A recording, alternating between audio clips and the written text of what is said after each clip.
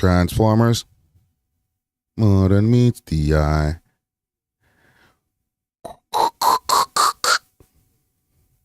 What's up? What's up? What's up? What's up? What's up? What's up? Let me turn on my Instagram real quick right now. I'm in the process of watching the Real Toronto News interview as we speak. But we have to get to this. We'll rewatch it on stream. We'll do a quick review of that as well. What's going on? What's going on? What's going on? We are back. Late night Thanksgiving vibes. Turkey life. What y'all saying, man? Hold on. I'll use the We Love Hip Hop page. I'll go live over here. Let them know what's going on. Let me know who's in the chat here. Happy Thanksgiving. It's a Sunday evening. Let me know what y'all had for your Thanksgiving. If you had your Thanksgiving dinner, if you're celebrating, what do you have to be thankful for? Let's talk about it, man. Salute to the whole comment gang strong. Big salute to the people who are popping up here on Instagram. We are on YouTube live. Pop out. What's going on over here in the chat? Road to Success says Seattle Space Needle instead of the Vancouver Lookout. Yeah, my bad, dog. I was trash in geography back in high school, so I'm gonna change that thumbnail just now and put the Vancouver. What's it called? The Vancouver Lookout. Who else is over there? William Wilberforce over here on YouTube. Big salute. Vegan from the 6th. What up? I see you over here in the chat over here on Instagram. Pop out. I'm on YouTube right now. YouTube.com/We Love Hip Hop Network. Let's get a conversation going on over there, man. Who's trying to request me? I'm not taking no requests right now, man. Pop out on the chat over there on YouTube and let's have a conversation. My belly is full. Had a nice Thanksgiving dinner. It's been a crazy 48. I ain't even gonna lie to you. It's been a crazy month, but we'll get into it. And there's a lot of topics that I want to get into. So for the people on Instagram, last time but not least, last time. Solo OTA, what up? YouTube.com/We Love Hip Hop Network. Let's go. Let's go expo. Comment gang strong. Who's over here in the chat? Peace, love. What up? Mo Blast Off. What up? Entertainment. What up? Said, over your lawyer coming to the rescue. I know my client has lost his damn mind. Oh, shit. Bro. You're making the workload, the paperwork is stacking up over here at my office, over here at the, what would we call the firm? Right? Y'all give me a name for the OVO firm, okay? But every time I open up my Instagram, my client is just spazzing out. It's giving me more and more cases to have to handle, man. Like, I'm not trying to be on the live for 4 or 5 hours, fam. I'm only trying to do a couple hours. I'm not going to spend 2 hours having to respond to every time that the boy just spazzes out and tells somebody that they're a pack. My nigga. Chill.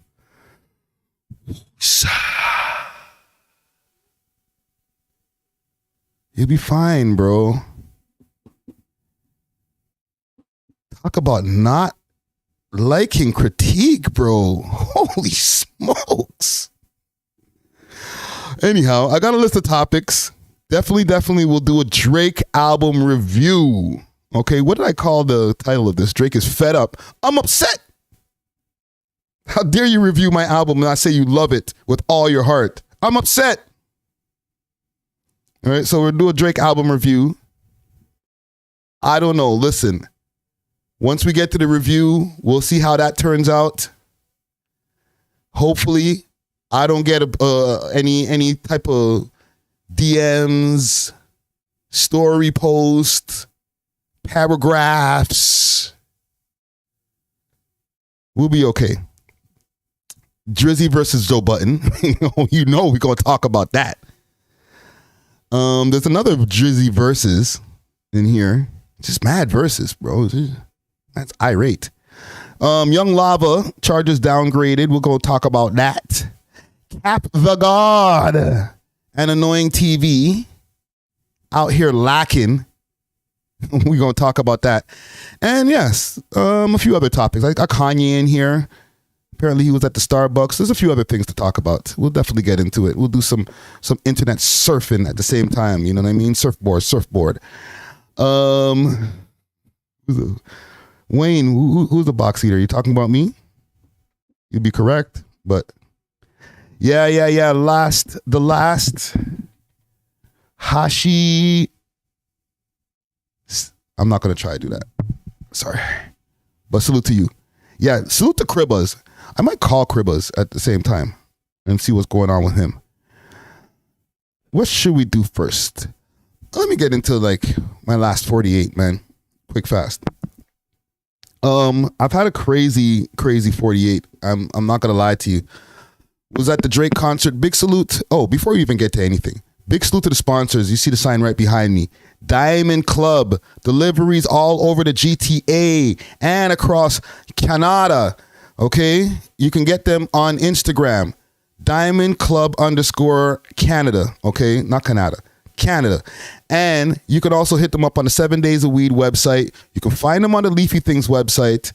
They will handle your order. Let them know that We Love Hip Hop Boys sent you. They'll give you maybe a freebie, bro. You know what I'm saying? They show mad love. And salute to Steamin' Hot Grabber. Okay, hot grabber. Hit them up on their Instagram page, Steamin' Hot Grabber. They got all type of grabber flavors for you, okay? That's that hot things. Okay, so over the last 48 hours, I went to, let's start with Friday night. Drake concert. Everybody was really excited because Drizzy was going to be performing at the OVO, the October's very own arena. Okay, on Friday night and Saturday night. I'm going to stunt, so just careful. Stunt alert. I sent the boy a message. I said, bruh, trying to pull up, trying to cover the show, trying to, see what's going on with the Drake concert, bruh. And I got a response. He liked the message. I said, all right. Yo, Dusty, we got action. And then, let's say about a week before, hit him up again.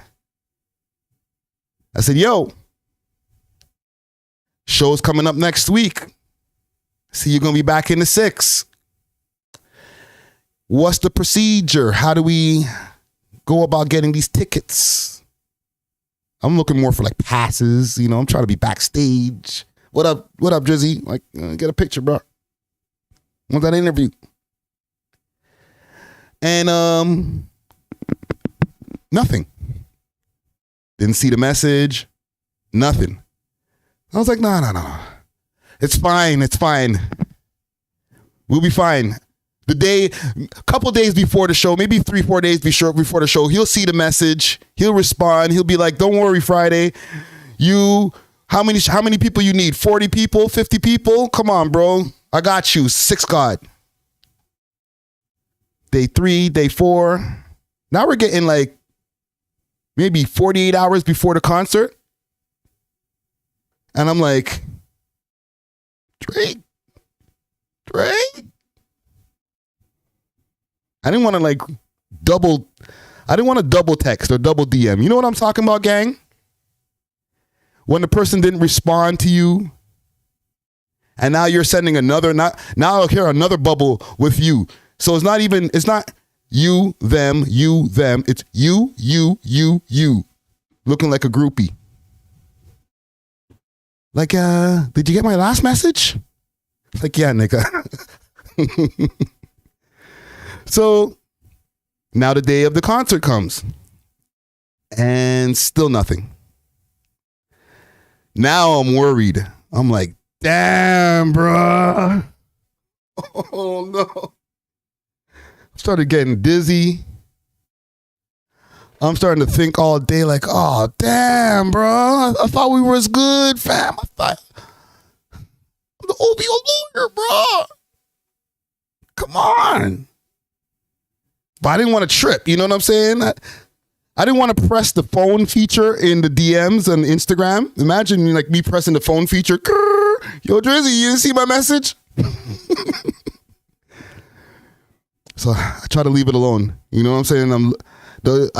I'm seeing posts on Instagram. You know what I mean? The guy 40, he's posting. He's outside of the Scotiabank Arena. I'm like, damn, bro. I'm checking my phone every 5-10 minutes. You see the message yet, bro? Nothing yet? You know what I'm saying? The homies are hitting me up. Dusty like, yo, what's popping, bro? Is it going down, fam? How's it going down? I'm like, bro, nothing yet, fam. You didn't see the message yet, bro. Maybe tomorrow. Maybe we'll get to go to the Saturday one. But here's the thing, okay? Just on a quick serious note, you know what I'm saying? I had to go to Montreal the next day, okay? Rest in peace to my aunt. You know, I had some serious things going on in the background, right? So I got to, either way, Drake concert or not, I still got to go make this Montreal trip. I gotta get in the whip and fly down to 401. So if it's a Saturday thing, I don't know if I'm going to be able to make that, bro. We got to get in tonight. I'm not seeing nothing. And then 7 o'clock came. I opened the Instagram app, went into the DM, the direct message section, and at the top, Champagne Poppy. Oh, snap, bro. I'm just seeing this now. Who you need? Give me the list of names. Let's go. Quickly. Now I'm scrambling. Oh, snap. Oh. Boom, boom, boom. Got all the names. We lit. Got the info. We on our way. And lo and behold, I popped out. Hold on, let me get my Instagram. Sorry, gang. I had to long walk that one right there. You know what I mean? Had to take you on a little story time trip right there, but that was a mission to get up into that concert. I didn't think that, we were going to be able to do that. But in the 9th inning, in the final hour, Aubrey Graham, aka Drizzy Drake, seen the bat signal and popped out. Mind you, I did do a double DM. Yeah, bro. We still good for that show? We still good? Yo. Hello?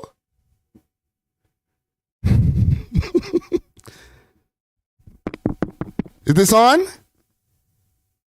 Drizzy. So yeah, we popped out. It was a great show.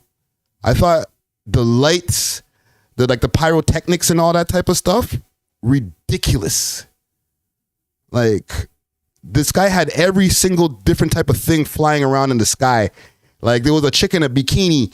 Like, I'm talking about different balloons. Like, he had a sperm, like a single sperm floating around on a balloon, like a balloon going around the stage, right? Y'all see the stage here? Y'all can see this in back of me here.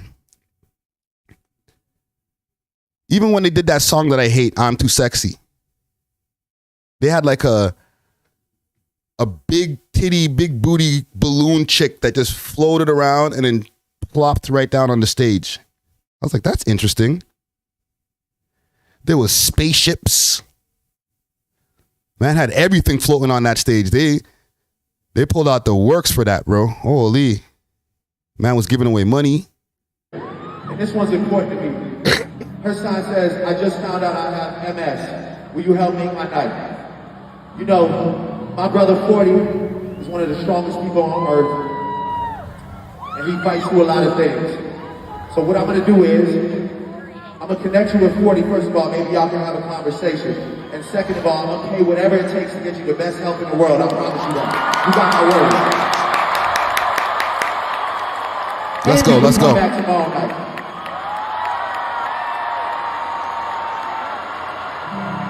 All right. No Chanel's tonight. None of that bullshit. We just showing love tonight.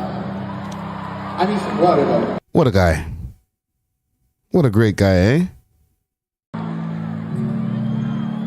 My friend's mom is at the show tonight. And she's a lady that texts me a lot of positive things. Shows me a lot of love. When I'm on the road and nobody's checking on me, she's always checking on me. And she's dedicated her life to making this city a better place and a safer place. And she helps a lot of youth who are going through a lot of things. So tonight, I want to do something special for her because she provides me with a lot of things that I need when I feel like I have nobody there. So I'm gonna give her whatever it takes so that she can retire and live a great life because she deserves it. I don't know where she's at, but she knows exactly who I'm talking to. I love you with all my heart, and we're gonna figure out whatever it takes for you to live a good life. I know you're. That's some feel good stuff right there. You know what I'm saying? Man is giving away tuition, medical bills, all types of good stuff. I'm not gonna lie, that was a feel good moment. And the tunes, like, listen, he didn't perform anything from the new album, but he definitely when the man was running through the medley of tunes, I'm like, this is kind of why this guy's the GOAT. Like, he has so much tunes that he didn't even put out he didn't even perform every hit. He got too much tunes to perform every song. Look at this. Apparently he came out with Ty Domi the first night. I didn't know I didn't see the point in that. Like, I know Ty Domi's a legend, don't get me wrong, hockey fans. Okay? AGB, what up? I see that, I know that Ty Domi's a legend, but these little kids don't give no shit about Ty Domi, man. But I get it. Oh,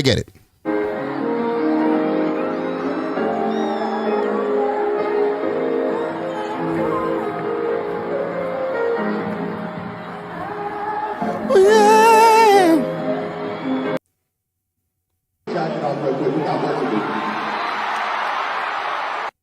Oh, by the way, like, y'all see that view right there? That's because our seats were nice. Hold on.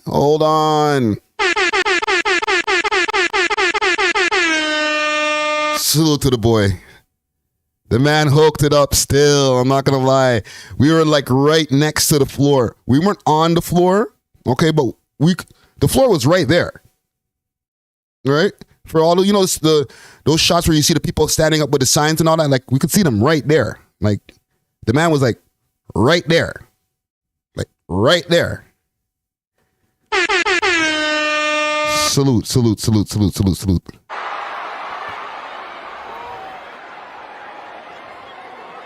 I put this show together and I took it around North America, but I put this show together for these next 2 nights. I put this show together for Hold on, let me put a mute on this because I'm not trying to get copywritten. The man had a spaceship floating around over his head, fam. Look at this.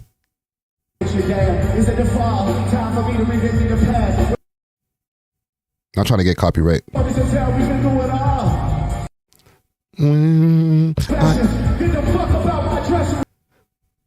Are you high right now? Ooh, that song was my shit.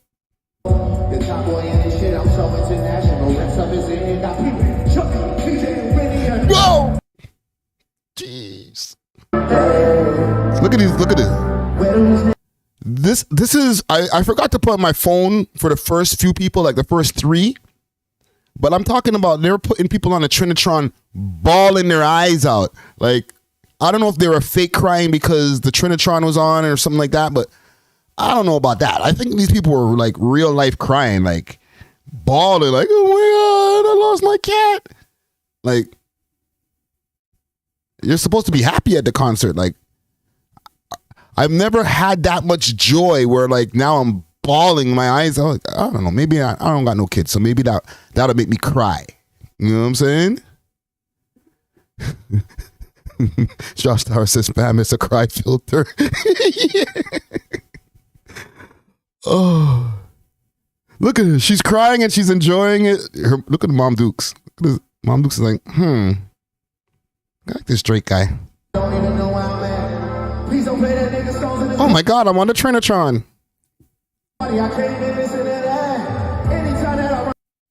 Look at this one. She's feeling it, man. Holy. Yeah. Great concert.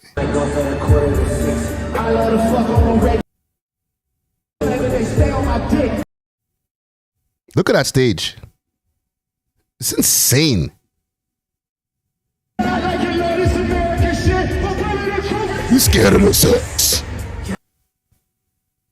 So yeah. Did the concert.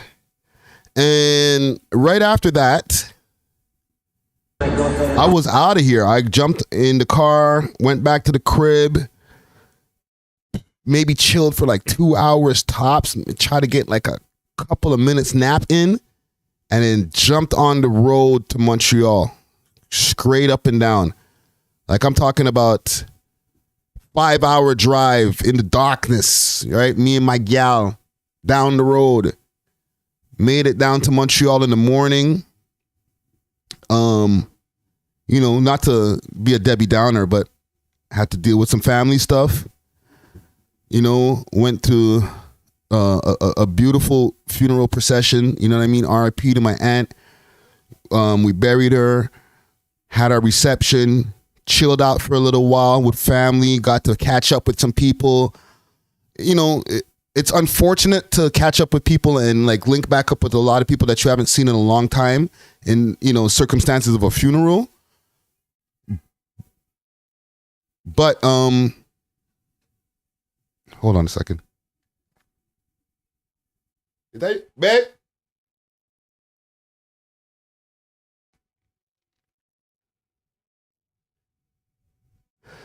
So when you're in, so that all happened, right? And we went through that. It was a hard experience. I'm not gonna lie to you. It was a hard experience. Going from such a high of, you know, being at the Drake concert and enjoying seeing such a crazy spectacle and everybody being so overjoyed in a building, like 21,000 people all happy off their brains, to just going down the road and then dealing with some somber shit. You know what I'm saying? But did it and came back same night. I drove back to Toronto last night. I was back in the 6 maybe by like 10 o'clock. But that was my last 48. Now, over that time, and thank you to the people in the comment gang, right? Comment gang strong. Thank you to all of y'all for the RIP, the condolences and stuff like that. I really appreciate y'all. You know what I'm saying? But during that time, I got a chance to really get some driving time in, some hours where I can listen to some content. I listened to the Joe Budden podcast like 3 o'clock in the morning, from 3 till about 6 o'clock in the morning, 6:30. I listened to the Joe Budden podcast, right? Got to hear his critique on the Drake album. At that point, I had already listened to For All the Dogs 1.5 times, right? I listened to the one time when it first dropped, and no, 2.5 times, my bad. So by the time I left the concert, I'd already listened to the album 2.5 times. Just getting my assessment of it. My first listen of the album, I was like, this is good. This is good. This is a good album. Actually, the first time I had the whole, what would you call that? The excitement that everybody else has. Like, Drake dropped an album. Oh, okay, it's lit. It's been a long time. Boom. So at first, my first reaction was, it's amazing. He did it again. And I got a chance to live with it for a little while. As I drove, 1 second, gang. As I drove from Toronto to Montreal, I tried to listen to it again in the car. Right? Once we got into the Montreal area, I tried to listen to it again. And I found myself skipping a few songs. I found myself skipping to the songs that I like. I didn't just put it on and leave it on. Okay? And every song that passed by was like another banger, another banger, another banger. I found myself on the third listen, let's call it the fourth listen to just have an even round number. On the fourth listen, I found myself skipping through. So I'm going to go as far as to say it's not my favorite Drake album. Listen, I'm going to say it with my chest. It's not my favorite Drake album, okay? I understand that right now, things are a little bit early. The man is a little irate. I've been seeing his reaction to reviews, and different people have been saying that they don't like the album that much, okay? And then some people are totally shitting on the album, and then some people like it. But for the most part, for the people who I've been looking around, I heard Joe Budden's commentary on it. I've heard akademiks' commentary on it. I've heard Anthony Fantano's commentary on it. Anthony Fantano was going crazy, defecating on a few of them songs. Okay, so if anybody you want to get mad at, you might want to go call the boy Anthony Fantano. Like, I know you and him has had a few different issues in the past. You're probably still going to have some issues with that guy too. But let's go through some of these tracks here, and I'll tell you what I like from what I don't like. And I'm not from what I like from what's not for me. Let's do that. No. Let's not do that. Nah. What I like, and listen, with all due respect, thank you for the tickets and everything, but I'm going to give my honest opinion on the song that I like and the song that I just can live without. So with the intro of the album, Virginia Beach, once I got to the fourth listen, I skipped it. I think it's a good song, not a good intro. I need to get them bars from Drizzy Drake on the intro.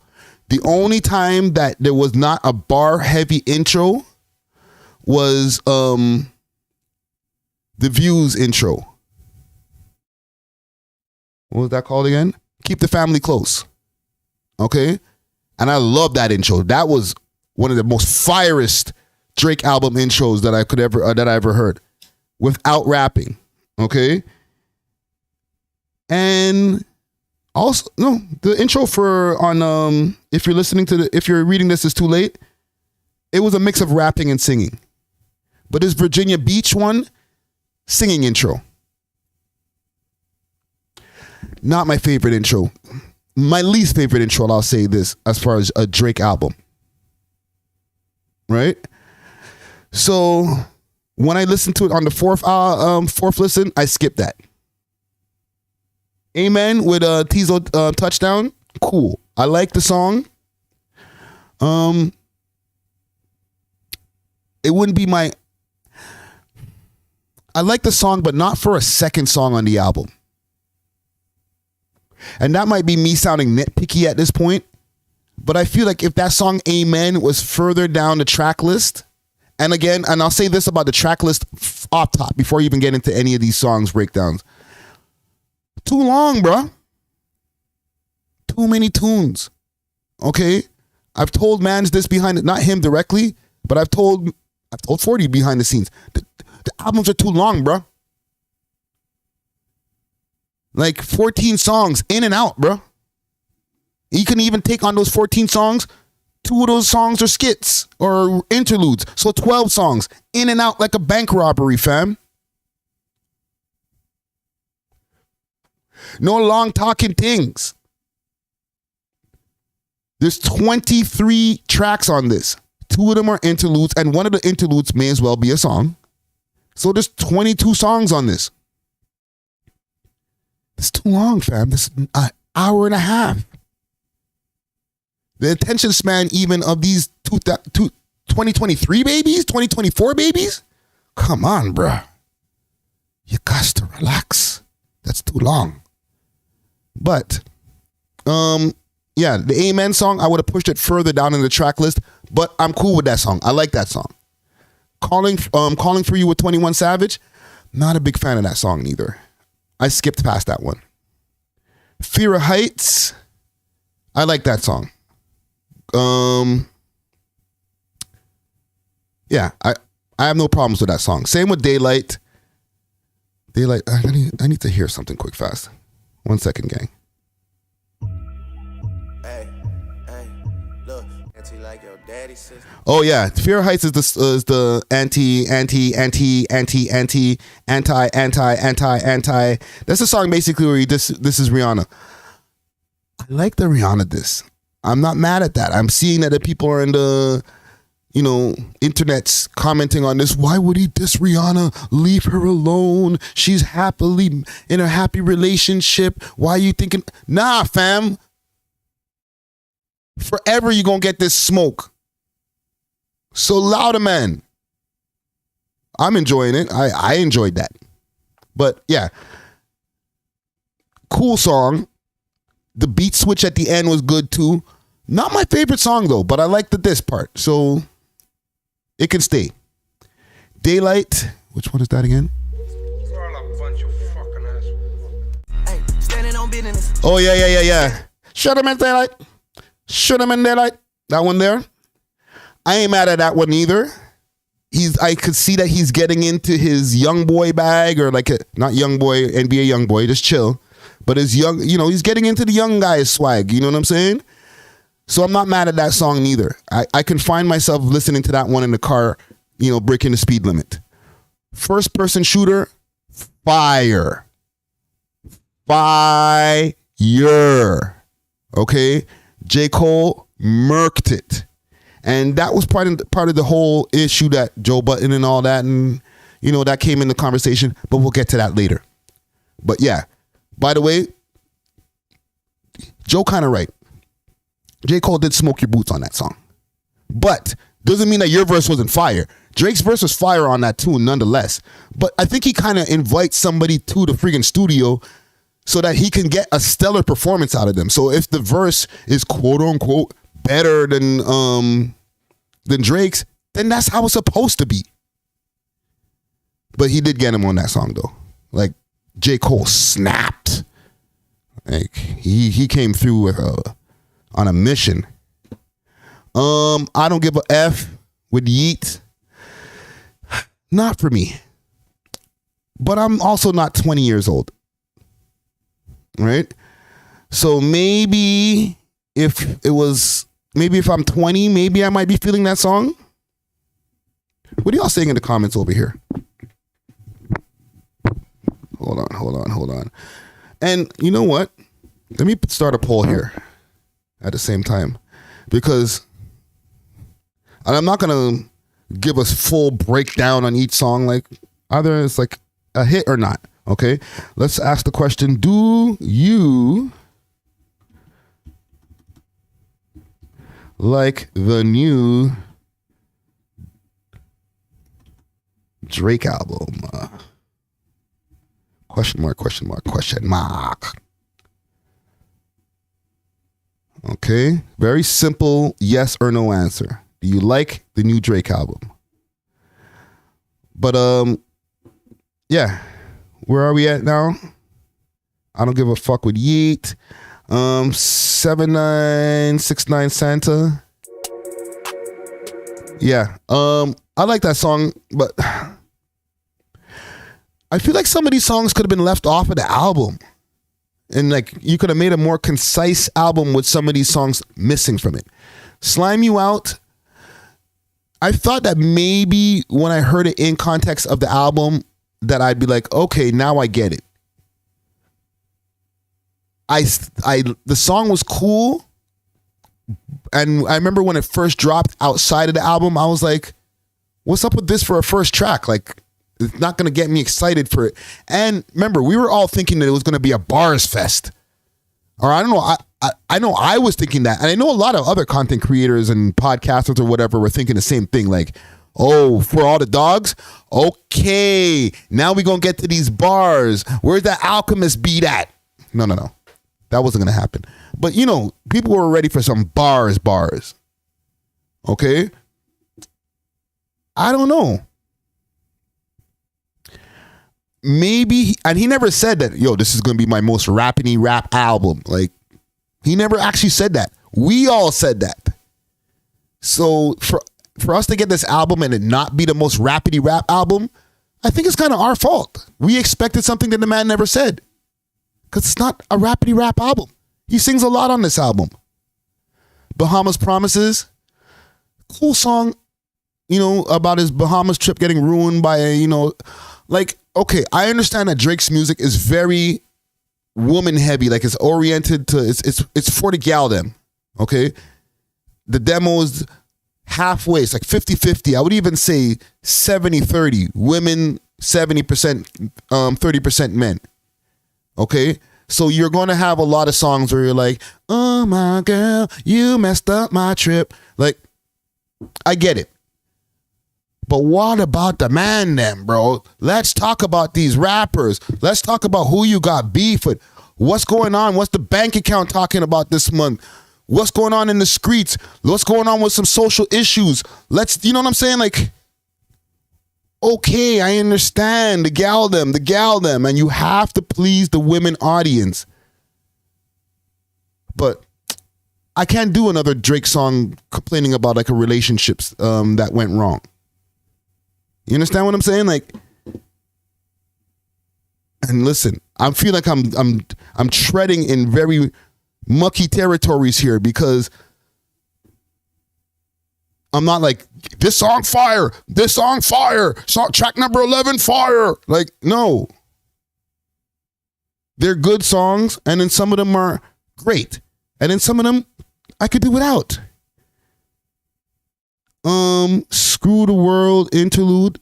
No, Tried Our Best. That's a cool R&B song. I think that's something that might grow on me later on. Screw the World interlude. That's like they used the If I Rule the World beat and did like a chopped and screwed DJ Screw tribute on that. Cool. I like it. I like that. Drew Up Picasso. I like that song a lot too. As far as like a singing tune. Members Only featuring Party Next Door. I like that song too. All right. I think Party had a very dope feature on there. Solid verse. The melody on the song was cool. Beat is fire. I like that song. What Would Pluto Do? Good song. Actually, great song. I like that song too. I'm putting that on my list of great songs off this album. All the Parties featuring Chief Keefe.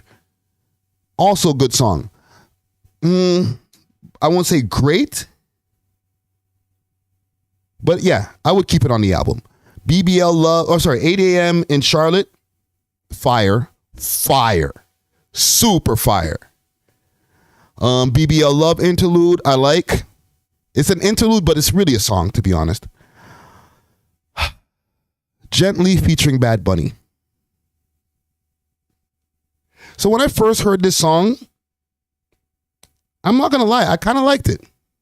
I was like, okay, Jizzy's doing his bachata, reggaeton. He's doing his thing. But it's not a song that I could, me personally, find myself listening to on repeat. At the same time, I'm not a big reggaeton fan. I'm not really playing that in the whip like that. Don't listen to any Bad Bunny. So maybe it's just me.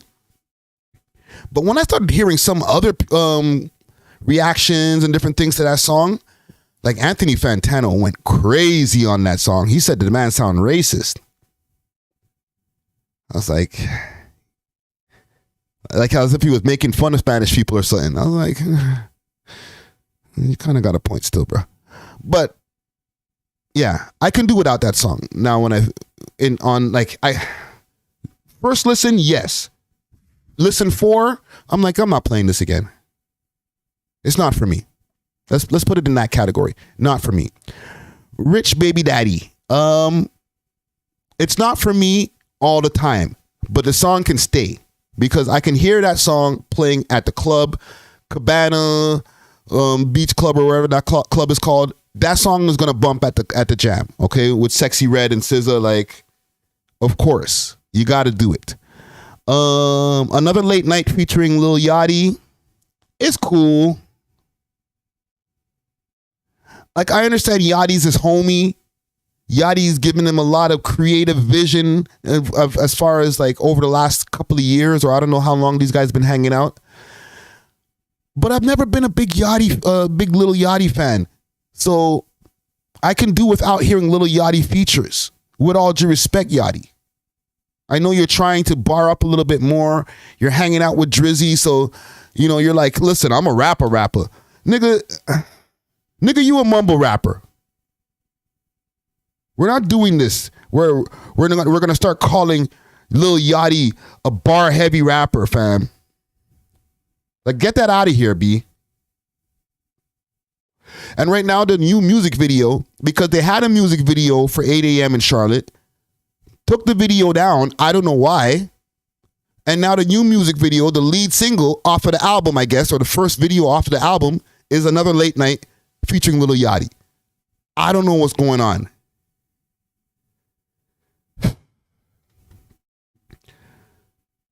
Yeah, I don't know what's going on with that right there. Roach says, any elevator music? Biggerton, what up? Yachty is Frizzy's boy. Yo, chill. I'm not reading that. You gotta chill. Right window here. You gotta relax, bro. Comic Gang strong. You guys are going off. 8 a.m. in Charlotte only posted on IG. Jason Richards says, nah, fam, it was on YouTube. I downloaded it and I posted it up on the gram. So I have the file. I still got the files. But I looked up, maybe 12 hours later, it was gone. It's like, what's going on, bro? Why'd you take that video down? That was a fire video. And you replaced it with another Late Night with Lil Yachty? Come on, bruh. And then we have, also, there's one of these songs here. I forget which one. Where he mentions the Bleecker. No, it's this one. What am I talking about? Away From Home. I remember. I remember that one right there. Fire. But maybe that's just me because he gives a lot of Toronto references. He talks about a lot of things that I personally remember. Probably was there. Actually, some of those things, I was there. Right? But like that reminiscing thing, like when he's talking about all those references and he references Bleecker. Holy. Got all these Toronto niggas hungry, upset, miserable. Like salute to Local City. And listen, I know that Drake's stirring up waters when it comes to mentioning beef with the Bleeks. But as the unofficial quote unquote OVO lawyer, the nigga he didn't have beef with Bleecker. Okay, there was a Bleecker man that went for his chain, but it wasn't the whole of Bleecker is on Drake's head top. That was the actions of one man, and he wasn't responsible for the actions of the whole of Bleecker area. Okay, and for the people who don't know, when he mentions the Bleeks, he's talking about Bleecker Street. Bleecker Street is downtown Toronto, in the further in the east, close, like it's in between. It's like Cabbagetown, let's say that, okay? And the Bleecker Street is one street, but it also leads all the way down to Parliament, and there's bare buildings. It's actually the highest populated area in Toronto, okay, as far as like residents and stuff. Because the building, there's like maybe 6 to 8 buildings, and all of the buildings are like 32 floors each, and have 4 huge ass wings. So, trust me, there's a lot of humanity going on over there. AGB the Don wants to know what I'm probably popping back up next month. Because yeah, I didn't even have no time to chill in Montreal this time. It was literally in and out. But yeah, Away From Home, fire tune. And then the last song, Polar Opposites. I could do without that. Especially a last song, bro. Bro. The last song is when for me, and for like, I guess things change over the years. You can't do it. If you want my old shit, listen to my old album. I get it. But the last song, that's when you're riding out with the big crazy beat. You know, that glorious big beat. And you're talking about all the accolades and everything that you've done up to now, leading it out to, you know, what you're going to do in the future. Like, bro, that's when the sum up rap, the conclusion rap. Polar Opposites is a love song. And not a love song, it's like a complaining song. Like, oh, we could have been the best together, but we're polar. Like, I'm going to be honest, I'm overhearing about Drake's relationship problems. You need to lock in with somebody, bro. Because it's coming out in the music all the time. Why didn't this work out? Why didn't that work out? Why didn't this work out? Bruh, lock down a thing, fam. Maybe the music's going to change. Maybe you're not going to hear about all this toxic stuff, but maybe that's a good thing. Like, damn. If I take this album and take all the songs that I like and put them into one playlist. Let's see. Amen, Fear of Heights, Daylight, first person. So Amen, Fear of Heights, Daylight, first person shooter, Tried Our Best, Jura Picasso, Members Only,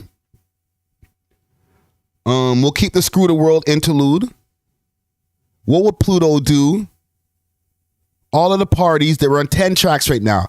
8 a.m. in Charlotte, 11 tracks. Rich Baby Daddy, 12 tracks. And Away From Home, 13 tracks. Album done. Gang, am I crazy? 13 tracks, album done. Come on, man. Not before the break, fam. Because, you know, he left a message after on the gram. And he said he's off this.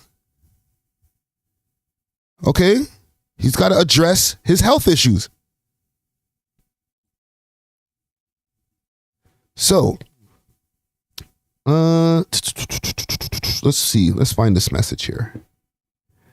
So that's my opinion on the album. If I'm going to give it an album a rating on 1 to 10, I'm going to give this album a solid 7.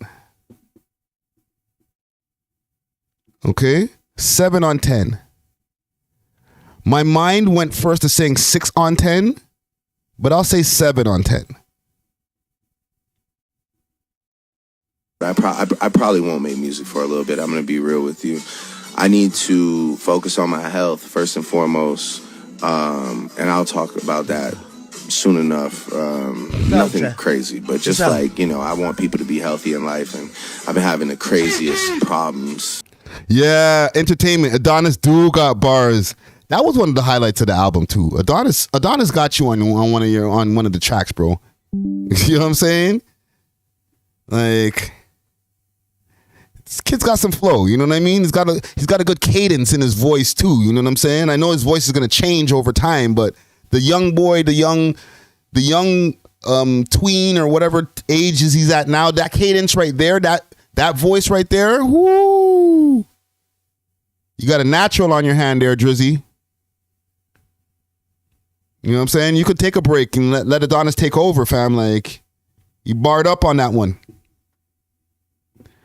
But, sorry. For years with my stomach. I was just saying what it is. Now I'm saying I was going to say it. I'll say it. So I need to focus on my health, and I need to get right. And I'm going to do that. And then I also need to, you better, yeah. Wow, the timing.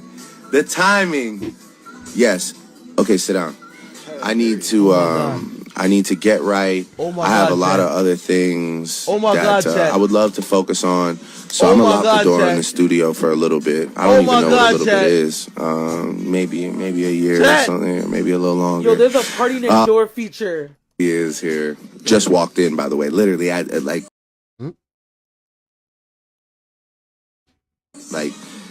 just it fourth was quarter. Yeah, fourth too. But I probably. Road to success says Drake got sunned by his own son. Bars. So yeah, he's taking a break. 1 year, maybe 2 years. Well deserved, I would say. Like, the man has dropped every single year since 2010. You could take a break. It's fine. Point proven. And I'm not saying take a break like, okay, get out of here, bro. But at the same time, we can say that the music hasn't been as sharp as it used to be. So maybe taking a break, having some time to come back fresh, come back with a lot of new life, a lot of life lived, right? I feel like he can go deeper. Like, I'm not expecting Drake to say, give some free to save the world raps. But we live in a city that has a lot going on. And he gives great social commentary when he does about some of the polys that do happen in the city. But I'd like to hear Drake delve deeper into this subject matter. Like, I want to really get into his mind about how his success has affected the city, and in the positive and some of the negative ways. And for him, as a very self-aware person, to break that down in music, okay? Because he doesn't do many interviews, not serious interviews, okay? There's been some cool interviews that has happened in the last few months, last years or so, where they've been fun interviews. But I'm talking about a serious interview where an interviewer, like myself, may ask some questions that make you open up your mind a little bit more and really give, some insight onto what's going on. Like, how it feels to be somebody who was counted out multiple times, bullied, all types of stuff, to become the top rapper in the whole world, not Canada, the whole world. To have all these American guys on your dick, all these freaking people all over the world that are like, yo, I'd love to meet Drake or have a feature with him. That would change my life. Like, you became that guy. So I would love to understand how that really feels. You know what I'm saying? How that's affected you. How maybe some of those different things, like some of those things that you talk about in the songs, with Smoke Dogg going on tour with you and Pressa and all these, like, break that down in a song so that, we can really get some insight on what you think about the polys. Why did you leave the city after leaving that heartfelt note about the city? Break it down in music, not in a caption. You know what I'm saying? That's when you're going to really start getting that, the Kendrick comparison, like that, that whole, is he better than Kendrick? Yes. But Kendrick takes it to that next level when it comes to the content matter, the content, the subject matter. So when we start getting that from Drizzy, like, what do you think about Justin Trudeau? Like really give us some insight on some stuff. Now you're going to get a lot of those critics who are on the sideline like, Drake, he never really has any social commentary. You know, that whips and chains like American slaves. Explain what you think about that. About your relationship with the what's the acronym for those guys? ADOS. Right? American descendants of slaves, right? Your father's American. Your mom's from Canada. Break down, like you've given some little inklings on how it was to go down to Memphis and stuff, but like really, really break it down. You know what I'm saying? You can do that now. You could do that and take a L on sales. It's not like, you know, if this record don't sell, it's over for me. I don't know how I'm going to eat tomorrow. Like, you'll be fine. And I don't think you'll take an L. I think it'll actually be a W. People will be like, wow, Drake went deep on this album. Did you hear that whole song when he was talking about the social economic structure and, you know, the pipeline, the jail pipeline and stuff like that? Wow, Drake, I didn't even know that he really thought that deeply. Like, yeah, bro, I read books and stuff. Like, yeah. You know what I'm saying? Like, surprise people. That's all I'm saying. But yeah, that's my commentary on the album, and a few other people have had commentaries on the album. Obviously, that's the thumbnail that you're seeing all over the internets, all over YouTube. Drake album review, Drake album review, Drake album review. And I seen the boy Akademiks post on his page, our friend Joe Budden. And I was, like I was telling you, I was listening to that episode on the way to Montreal. Joe was breaking down his opinions on some of these songs, and he wasn't, I think Joe was not that harsh. I feel like other guys on the cast, like Ice, were a little bit more harsh. Like Ice was talking about, he has versions of the song, like the 21 Savage song without 21 on it, or no, some dumb stuff that the man was saying, but like he wasn't feeling the album at all.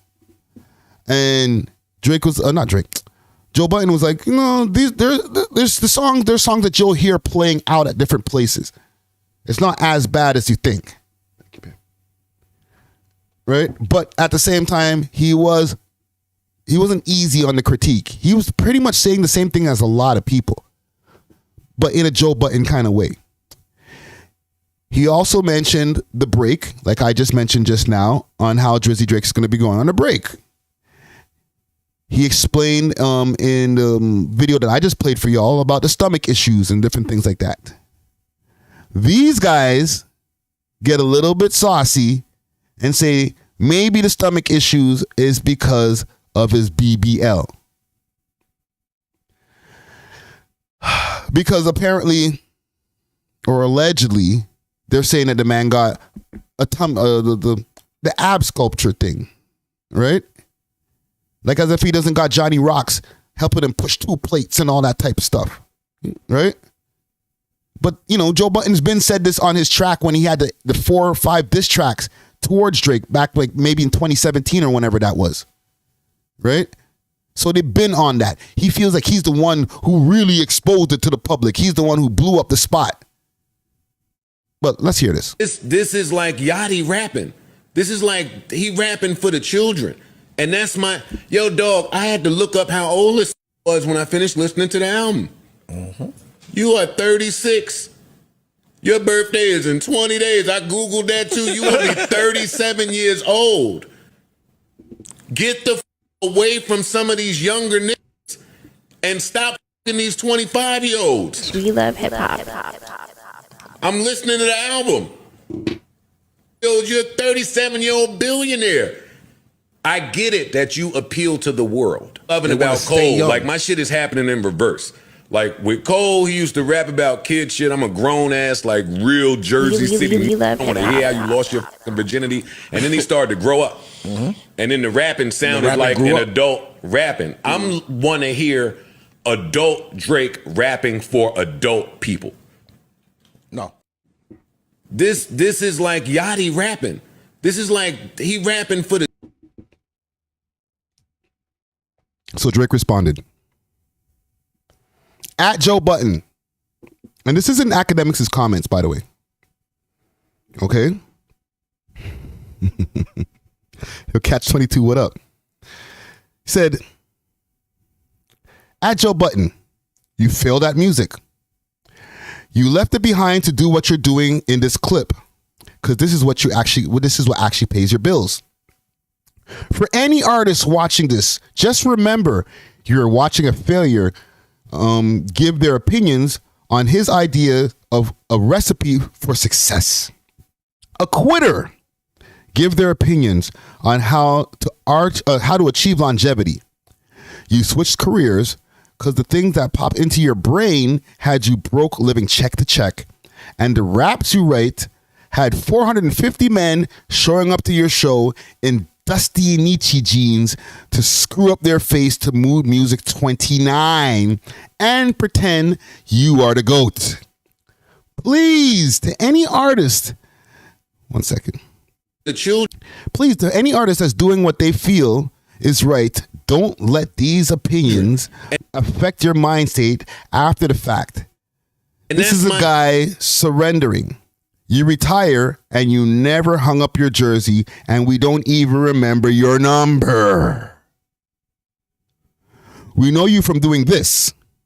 You withdrew from the rap, not because you accomplished all you needed to, because it wasn't working for you. I never want anybody in the generations to think that the whole everybody is entitled to opinion is a real thing. This is a man projecting his own self-hate and the fact that I did continue and do everything he wanted to do for himself. If you need to put it in simpler terms, I own a 767. He owns a modest house in the 973 and flies first class on special occasion. Drizzy Drake, ladies and gentlemen. Drizzy Drake. That ether, that shit that make your soul burn slow.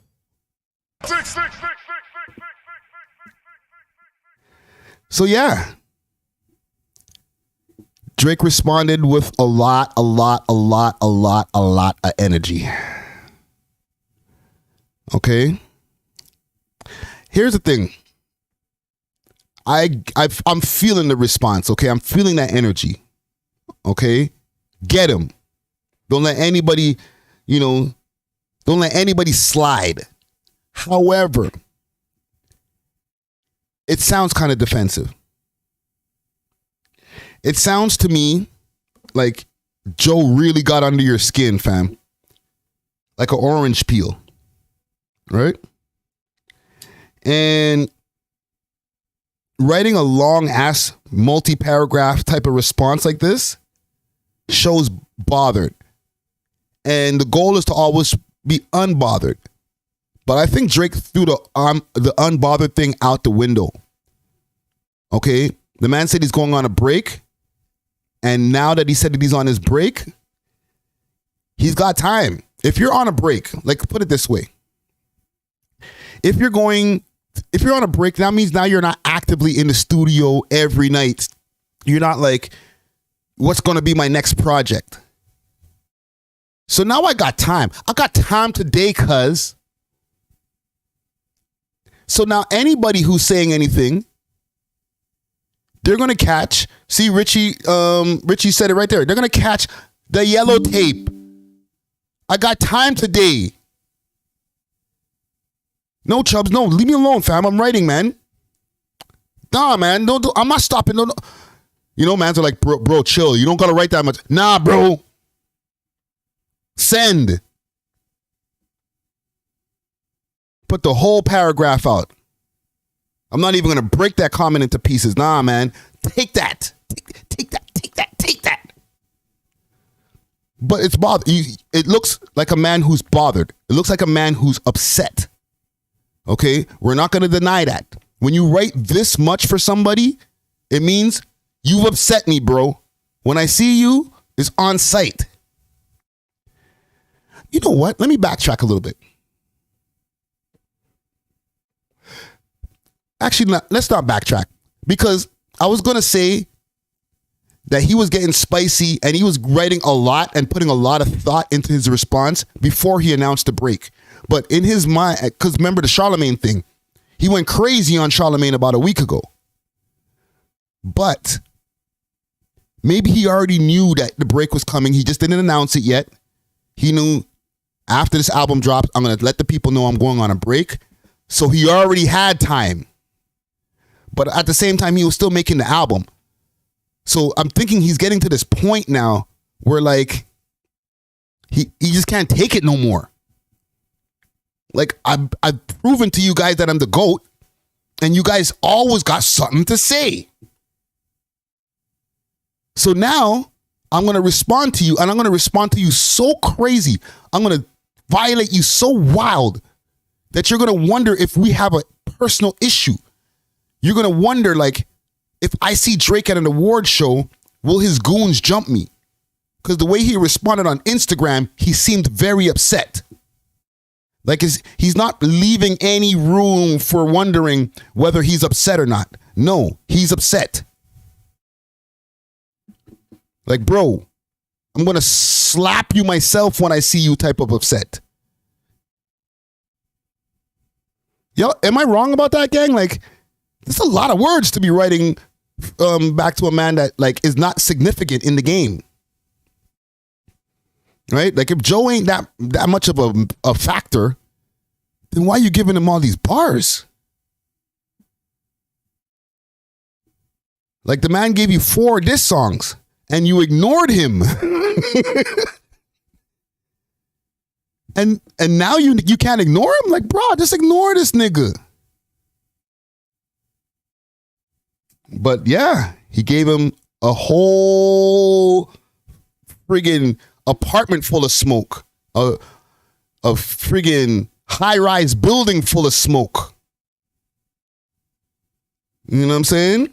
So Joe, I don't know, bro. It might be a check-in thing when you come to the 6, bro.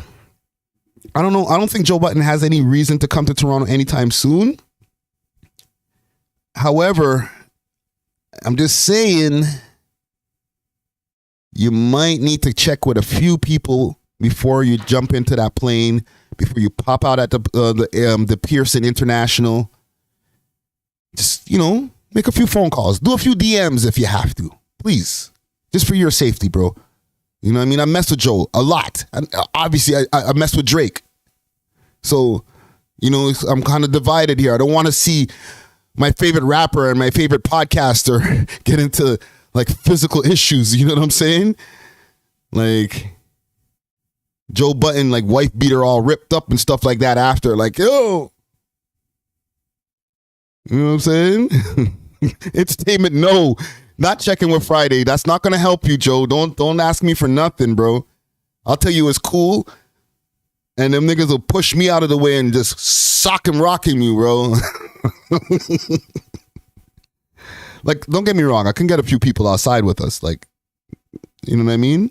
We out here. But I don't want that responsibility, bro. Go call the GGs, call the Wassas, call somebody else. Not me. But salute to Joe Budden. Salute to the boy.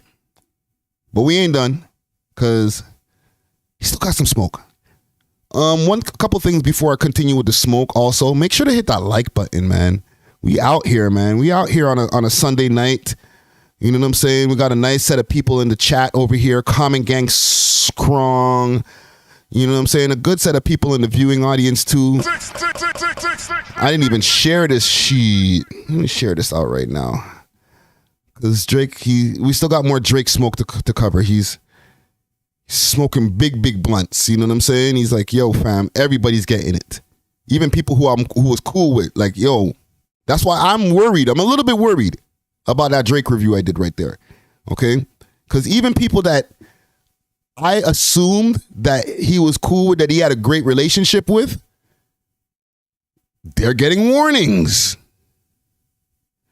Oh, and Andrew Tate is on, he greenlit Andrew Tate. Bro, what is happening here, fam? You might need to have a conversation with, I know he raps about, having a therapist and things like that. Like, you might need to check in and be like, bro, like, I'm angry right now. I'm upset. Let me see here. Let me pull up something here. Let's see. Let's start with Druski. Salute to Druski. Funny motherfucker, man. Druski's hilarious. I'm going to put this right here. So Drake warns Druski over Birdman troll. You're playing with fire. Where the hell is my damn sound effects? I'm slow today. Fire. Okay. So Drake giving a warning on social media to a social media star who's trying to pretend he's the boss. Wait, let me make sure this is. Yeah, this is from the 8th. This is from today. Okay, he's trying to pretend he's the boss of the new label, the new rap label, which feels eerily similar to Birdman.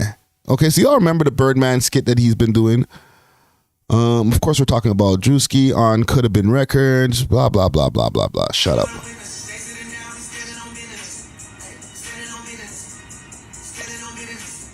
Hey, don't get me copywritten, Drew. Jesus Christ. Let me view it on Instagram. At least I can mute it a bit on the... So I guess he did a skit after the album drop. Y'all see that? Salute to Druski. Play my shit!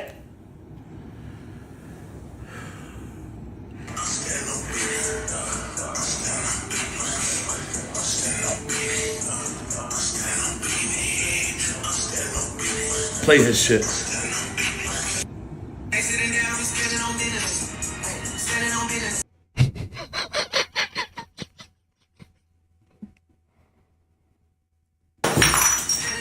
Shit!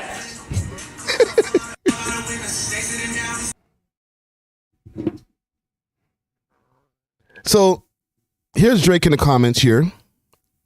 Can y'all see this right here? Boom. First comment right there. Stun about to have you coming up missing on Gladys. Okay, Gladys is Birdman's deceased mother, R.I.P. So like he's putting it on Birdman's mama. That Stun is about to have him coming up missing. There's no laughing emojis there. Right? You know, like, you could say something like that and I'd be like, ha ha ha ha ha. Stun is about to have you coming up missing, bro. No. Stun is about to have you coming up missing on Gladys. Stop. Full stop. Right? I thought he was cool with Druski. Right? Peace, love. Strong warning for Druski. Correct. That's a... Yo, fam, you put it on Birdman's mama. Right? Like, the man's just joking. It's just jokes, bro. This is what I'm talking about, fam. Like, what do you say, Rich? 927? Drake's on demon timing. Yes. Like, the comedians can, like... wait, don't you have a song called Can't Take a Joke? And in that song, you're saying that the man them can't take a joke. Nigga, you can't take a joke. Holy shit. He was just joking. This nigga said, he's gonna come up missing, bro? Druski's a nice guy. I am shocked, bro. This guy's just on a warpath, fam. Yo, come get your mans, bro. What is up with Drizzy, fam? Oh, you see this?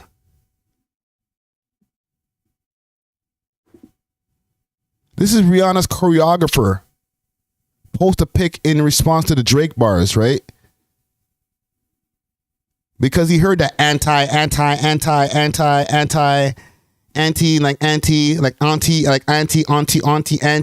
right? He heard that bar, right? Sex with you was like, was just okay to be H. Like, damn, bro. Right? Yeah, and the sex with you was average. Yeah, I'm anti because I had it with you. Petty.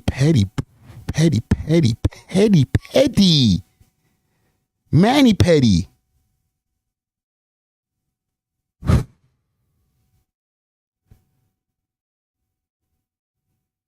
Hold on. Let me see if I could find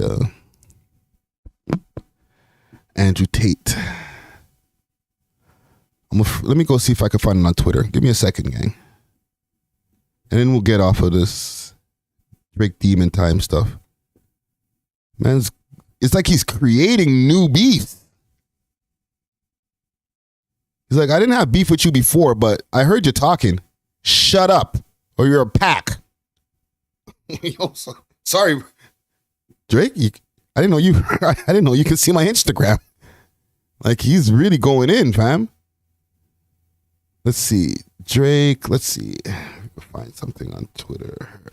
Drake, Andrew Tate. Maybe it'll be on No Jumpers Twitter, but I didn't see it there. Okay, I found it. Found it. Drake sends a green light after Andrew Tate disrespects Canada. Being from Canada. Imagine saying, I'm a man. From where? From Canada. What? That doesn't go together. What are you talking about? Wait, you're a man? Yo, what is that, bro? Being from Canada. Imagine saying, I'm a man. From where? From Canada. What? That doesn't go together. What are you talking about? Wait, you're a man? From Canada? Can't be. No, I'm a man. Nah, you're not, bro. Of course. Arms House. Listen, fam, I'm putting the green light too, bro. I ain't even mad at Drake for that one, bro. Put 10 green lights on him, bro. So Drizzy responds, laughing emoji. Well, there's laughing emoji there, but doesn't mean it's all laughs. Green light. He's trying to throw him off with this one, right? Like, you're dead. I mean it. I really mean it. Right? So, yeah. But now when I really hear it, because I just seen the headline, I was like, I'm gonna review this with the gang on live. You know what I mean? But, bro, y'all woke up a sleeping giant, man. The man's on timing right now. That's what you call it. That's what you call this right now. He's on timing. Okay? He's on that type of time. Demon time. Now that he's on his break, you're not going to get to hear about what happens to anybody in a rap. You know, about, oh, you were bowing down, or what about when we were in this restaurant and we slapped you and, you know, you fell down on the steak tartare, or whatever type of line that he'll come up with. You're not going to get to hear that. He's on a break. I'm on a break. Sorry. Nothing to say here. Nothing to see here.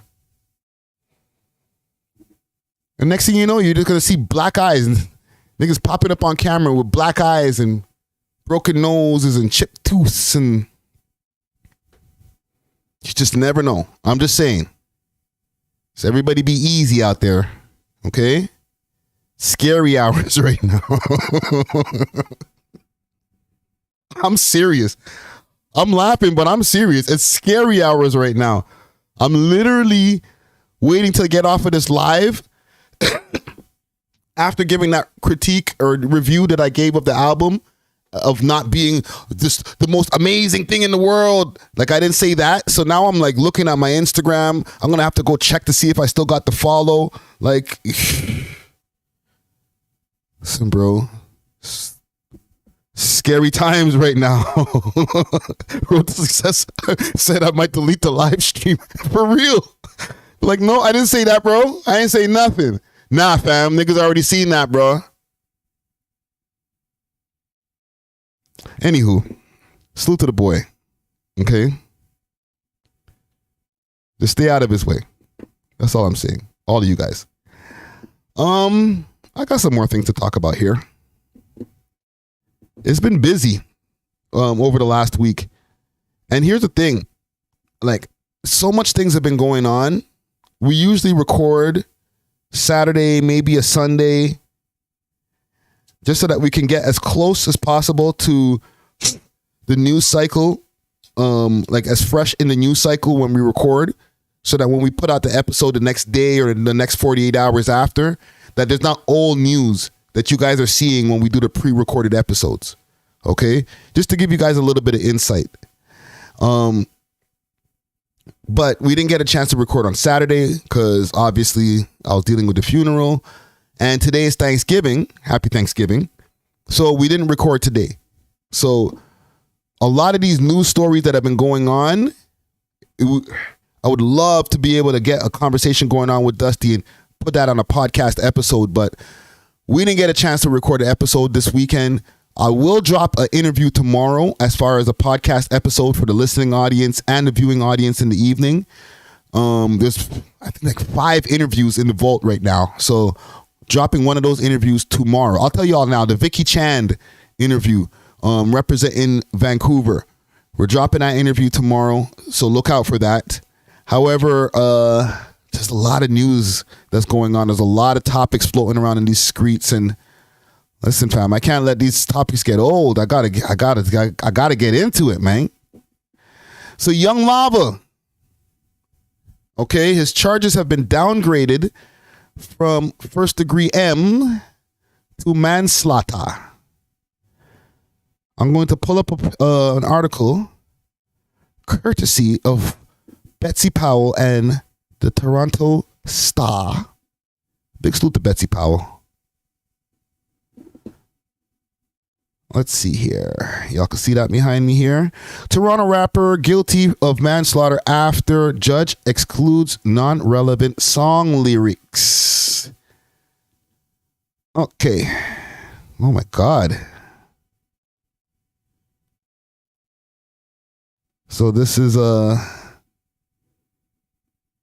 clip of Young Lava coming out of the... Hold on. I could scroll this. I'm just not trying to show too much. Damn, bro. I'm not trying to show too much things on the screen. You know what I'm saying? So this is him coming out of the courthouse or getting transported to another courthouse. He still has the same champion jumper that he had on when he went to allegedly do the thing. Right? That's crazy. So it is not uncommon for a defendant's rap lyrics to be used as evidence in a Toronto and GTA criminal trial, despite criticism that the introduction can reinforce anti-black bias and impact the fairness of the proceedings. But the judge presiding in the just finished Toronto murder trial took the unusual step of excluding a rap song that the prosecution argued supported the motive for murder, agreeing with the defense that it was too prejudicial. My bad. Blah. So it's prejudicial and not relevant to the issue at trial. On Wednesday evening, jurors convicted Toronto rapper Dion Stitleden, 32. He's 32, eh? Not of first-degree murder, but of manslaughter in the death of Blaine Grinder, 26 years old. Sorry if I messed up the name. He was fatally shot in the chest around 1 p.m. on May 1st, 2019 at the townhouse unit in a Etobicoke housing complex. A sentence hearing is set for December 6th. Wanted on the Canada warrant, then fled. So they're talking about him fleeing back in 2019. We all know about that part of the story.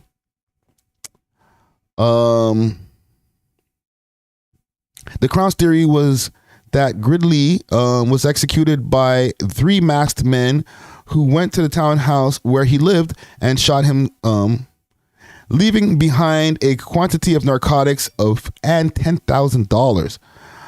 Police did not identify the shooter. The co-accused, Michael Smith, was earlier convicted of manslaughter, and another man, Andre Duz, captured on a security video, was buying a mask and gloves at in a dollar store and driving the 3 men from the complex on John Garland Boulevard, and was acquitted of first-degree murder. The third man at the scene was never identified. While Stitleden was present, he did not shoot Grinley, nor did he have a gun. Defense lawyer Monty McGregor said it during the closing address earlier this week. He referred to the surveillance video showing his client dressed in a distinctive champion tracksuit that he was also wearing when he was arrested 6 weeks later, carrying a pipe or crowbar. Oh, that's what he was carrying. Oh, so my bad, gang. I'm there like not trying to show this on the screen because I thought this was a burner. This is like a pipe or a crowbar. Interesting. Okay, so the victim in the case was shot and killed in retaliation for violating the code by talking to the police and testifying in court. One thing about this that they didn't mention in this article. So yeah, he's getting convicted of manslaughter instead of first degree M. Manslaughter can carry 15 years. I think it's up to 15 years, if I'm not mistaken. So he's not going to get a 25-year sentence that is automatic when you get an M case, right? I don't want to say the word murder. One second, gang.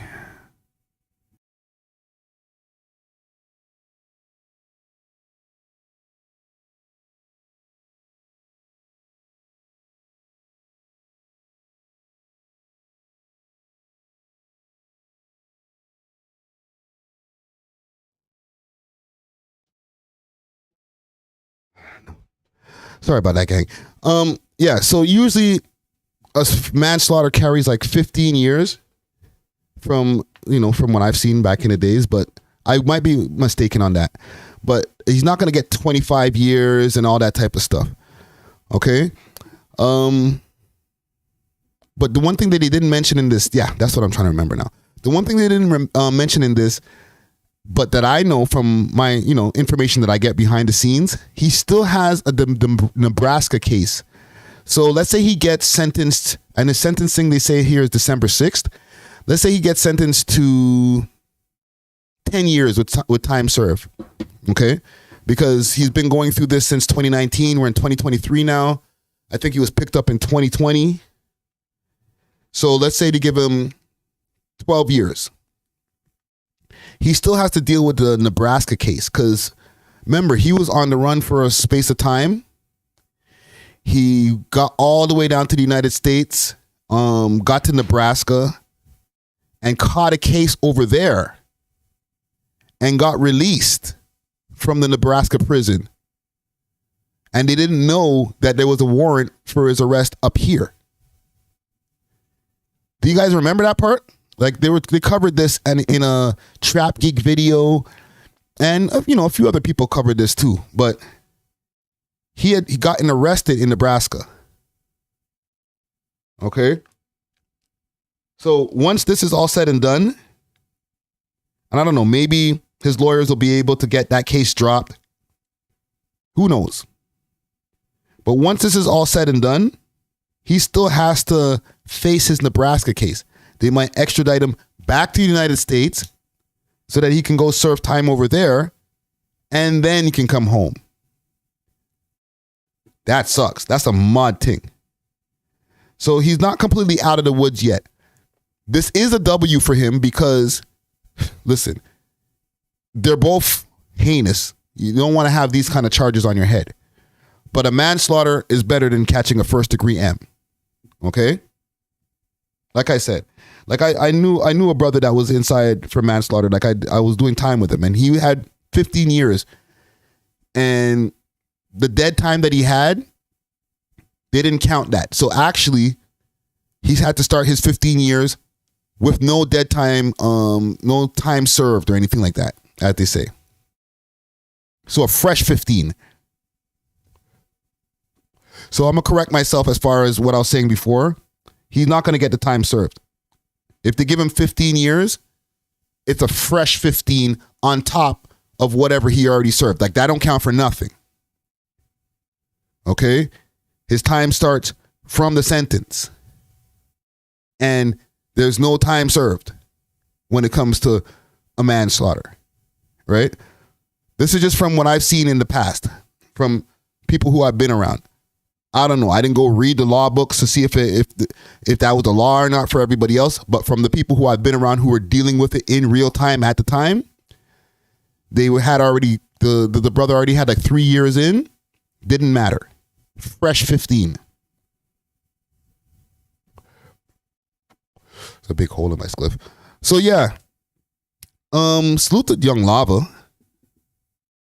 Like, he's been going through it, but at the same time, a life has been lost, right? R.I.P. to Blaine Gridley, or Grindley, my bad. Condolences to his family.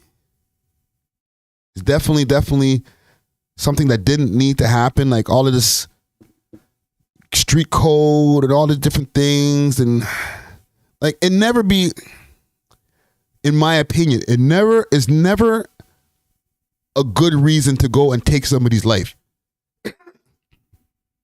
Okay? Even when it comes to the game, to the streets, right? Niggas violate. Oh, he a rat. Okay. Let him be a rat over there. Right? Because when man start taking bodies or, knocking heads off and stuff, and I've said this over and over and over again to different hustlers in the streets, people who, when I was in the streets, my workers, I used to always say, you can move as much work as you want. The cops don't care. As soon as you start knocking heads off and bodies start dropping, now they care. So I'm never going to tell these mans how to live, but what I will say is, stop the violence. Not even bring it down a bit. Stop it. Just don't do it. Go get your money, bro. Like, niggas is able to afford anything that they weren't able to afford before, even if they're doing things that are not legal.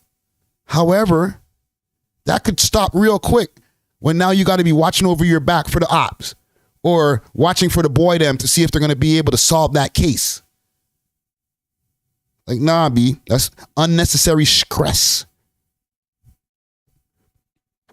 Go spend that money and go, mash up a thing. Go wazzle the thing, as they say. Trust me. But yeah, salute to Young Lava. A W in this case. And I seen that YG was giving him some props too, I guess. I don't know if that's subliminal, like, hey, my enemy's enemies is my friends or whatever the saying is. But yeah. That happened. There's some other things that happened here. I am going to do a review of the interview. Big salute to Real Toronto News. They just dropped the interview with yours truly. And before we get out of here, we'll do a run through of the interview. You know what? Let's do that now. I'm going to save CapThaGod and AnnoyingTV for right after that. Okay. Salute to Cribazz. Actually, no, let's do the Cribazz thing now. Let's do that now. Let's do that now. Let me see if I can find something here.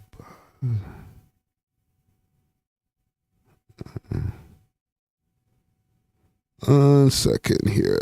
I wonder if he's live right now.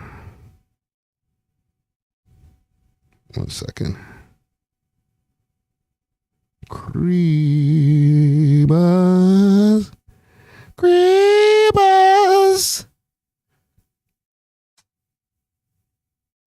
Yo.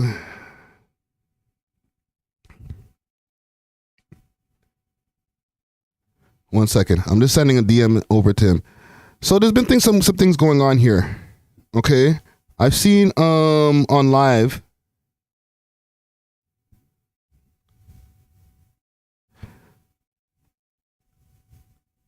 One second. I'm just sending him my number.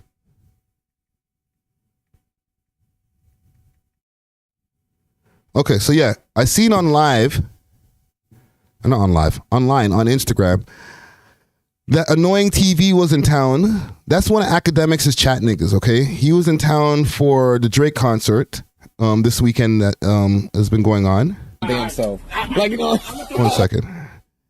And he was here with another guy named CapThaGod and Cribazz. And they were doing a live stream. Now, right now, the live streams that are becoming more popular than before is not being in the crib, just streaming from your house. Like, people still do that. But the IRL streaming, the in real life streaming is becoming way more popular now.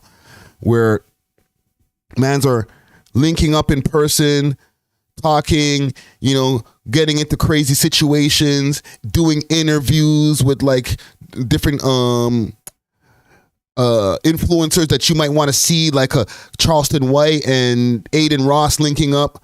They're doing content in person. Okay? They're getting outside of the house, they're touching grass, they're smelling the air, but still staying on the internet. All right? Another person who's really popular for that right now is FouseyTube. Okay? He's doing that IRL stuff. Sneeko, he's going crazy on the IRL streams.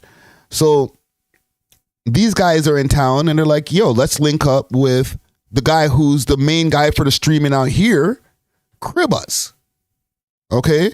If y'all know Cribazz, Cribazz is the guy out here. He's the Twitch stream Toronto mans. He's the one who's getting all the Toronto rappers on his streams and doing the e-dates with them. Cribazz is that guy. And he's starting to do, like, I've been seeing him on his Instagram doing the IRL streams and stuff like that. So obviously, if you're going to link up with somebody in Toronto and do some live streaming, you got to link up with the boy Cribazz. Right? And yeah, peace, love. That's We Love Hip Hop alumni. Check out his interview. The Cribazz interview is fire. Got to find out a lot about that streaming world and, you know, why they rage out and all that stuff, right? So I'll play what happened here. Might as well get drunk my damn self. Like, you know. Yo! I saw that.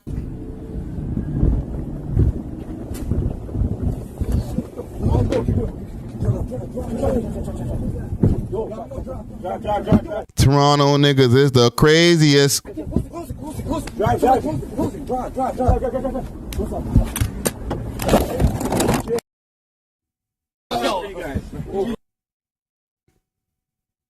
Do you see the way the man's neck jerked back? Holy. The man saw his life flash before his eyes the way that nigga came up on him so quickly.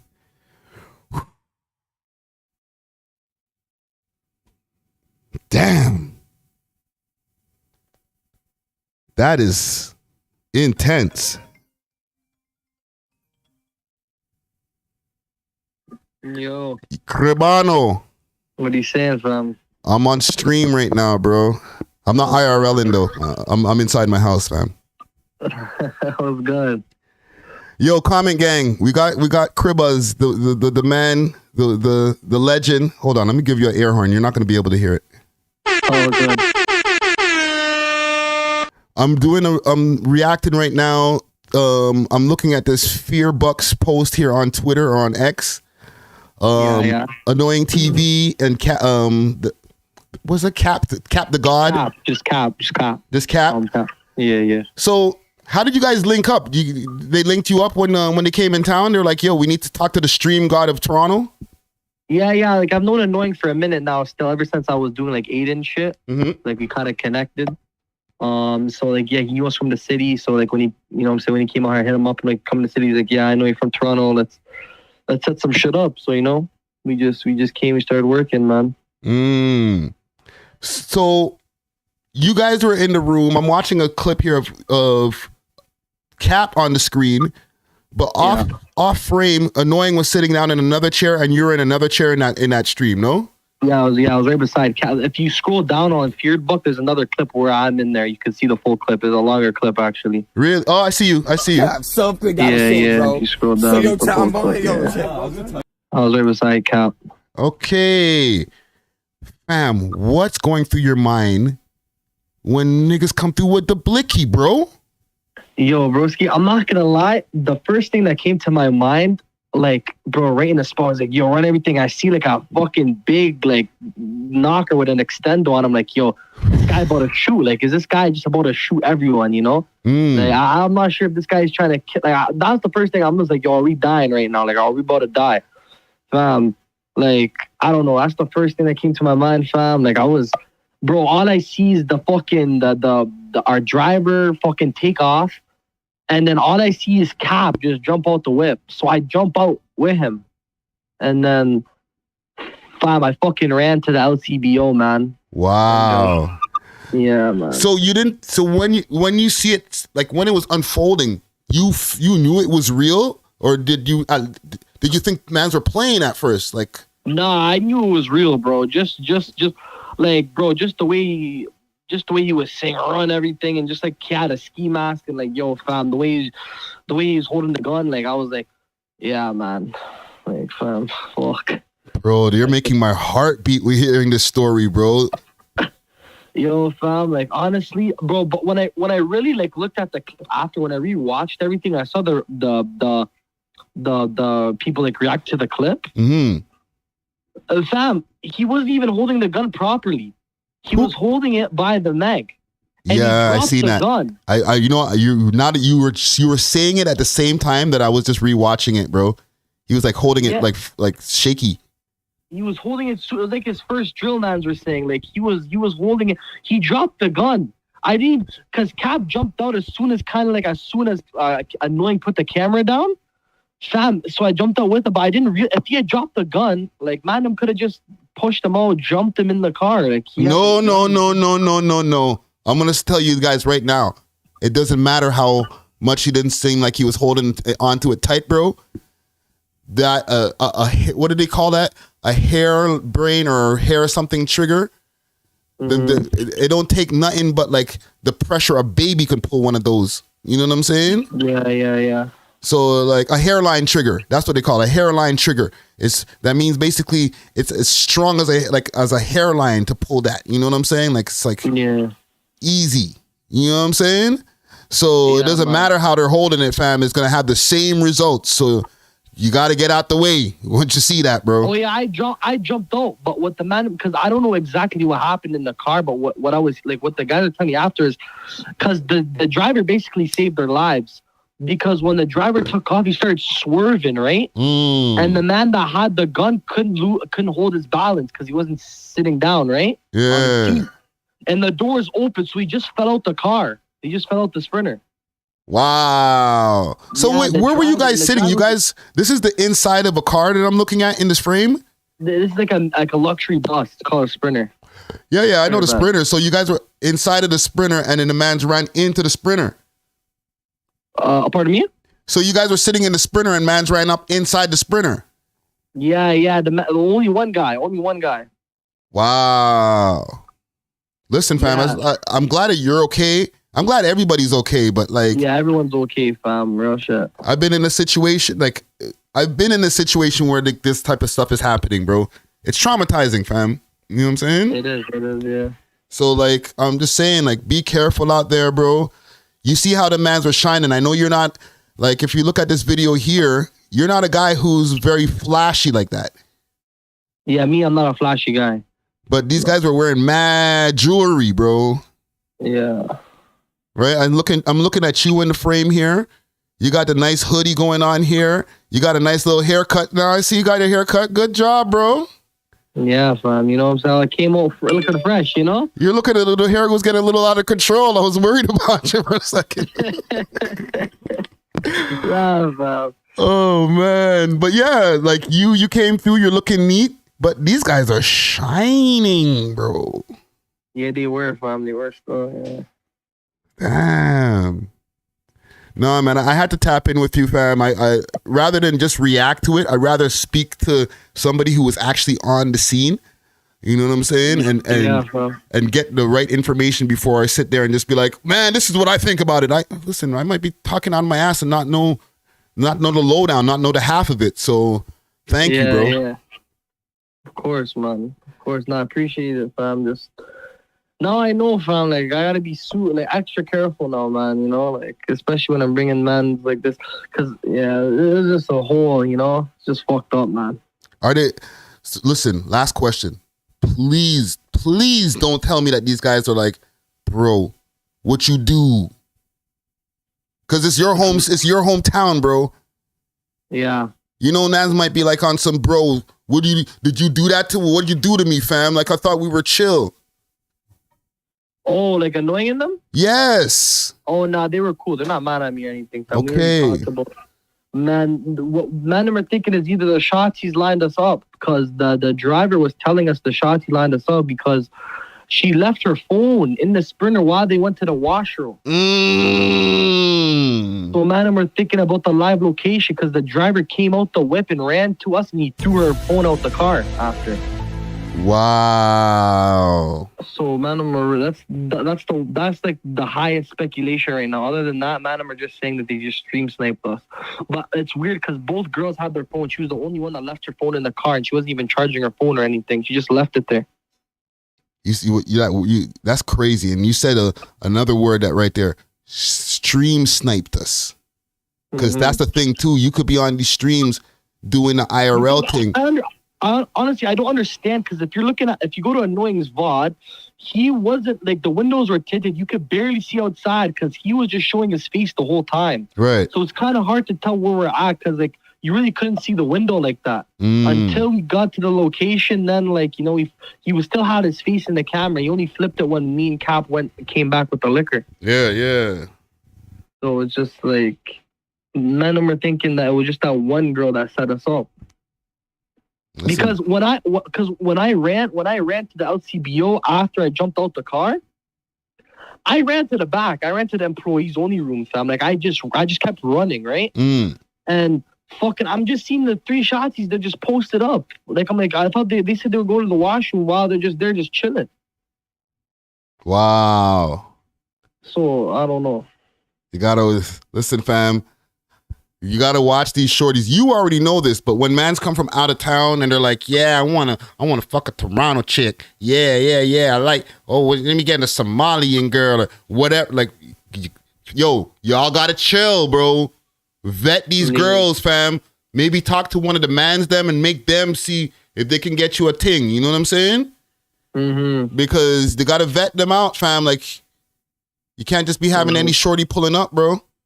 No, facts. But listen, Cribazz, I'm gonna tap in with you soon, bro. Thank you for giving us the exclusive here. You know what I'm saying? Like, of course, fam. The comment gang definitely appreciates that, and I gotta tap in with you soon and get on one of your streams, man.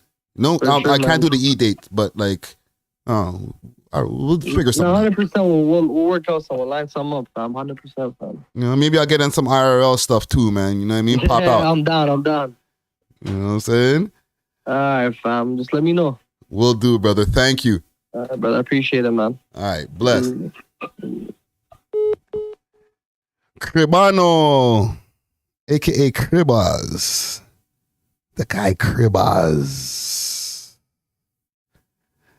Yeah, man. Salute to Cribazz, yo. That's my guy right there, man.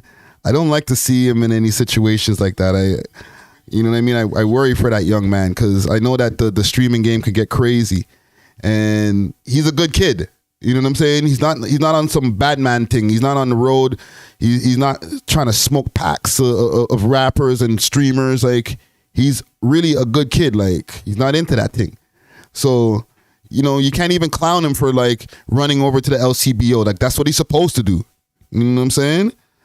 Like, when I interviewed him, like, and you know, the conversation I was having with him, like, he was trying to be allowed to stream from his parents. Like, he's still a young man.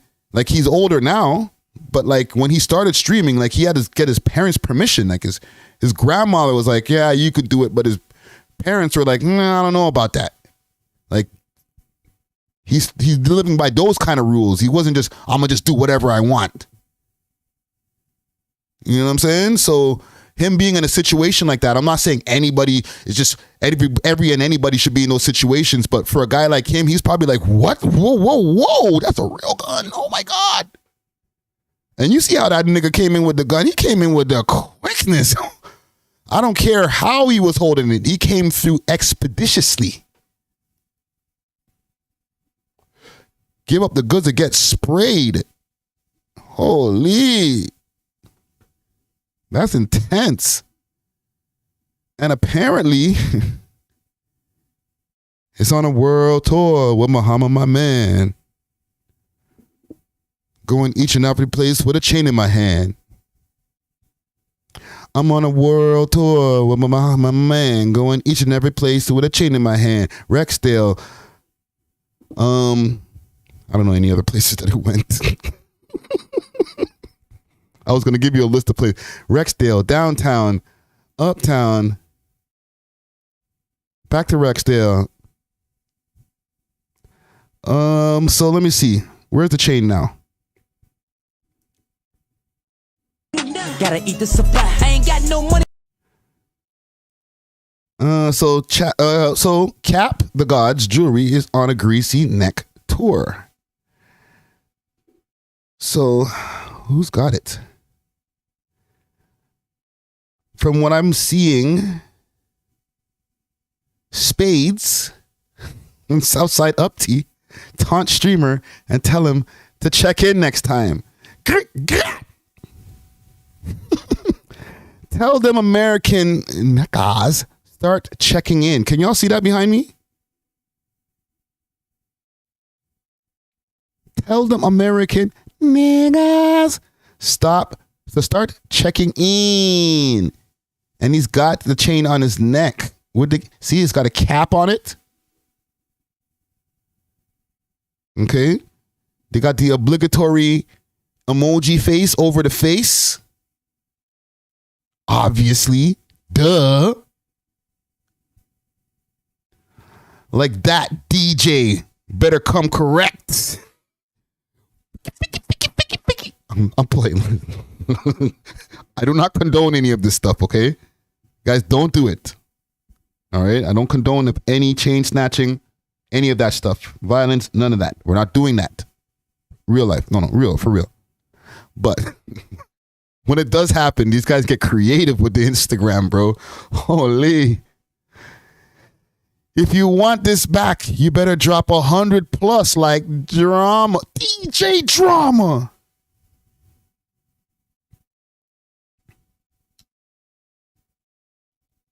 Gangsta Grizzles. Just me versus 3 goons. I'm cool though. Don't worry. That's what Cap said. What? Relax, bro. You either have the money for the chain or you're counting your losses. And you're just like, well, I didn't like that chain anyway. I didn't want it anyway. I was going to give it away. I gave it to them on purpose. I let them rob me on purpose. See? Huh? We did it for the stream. It was all planned. Ow, my eye. Just me versus 3 goons. I'm cool, though. These guys.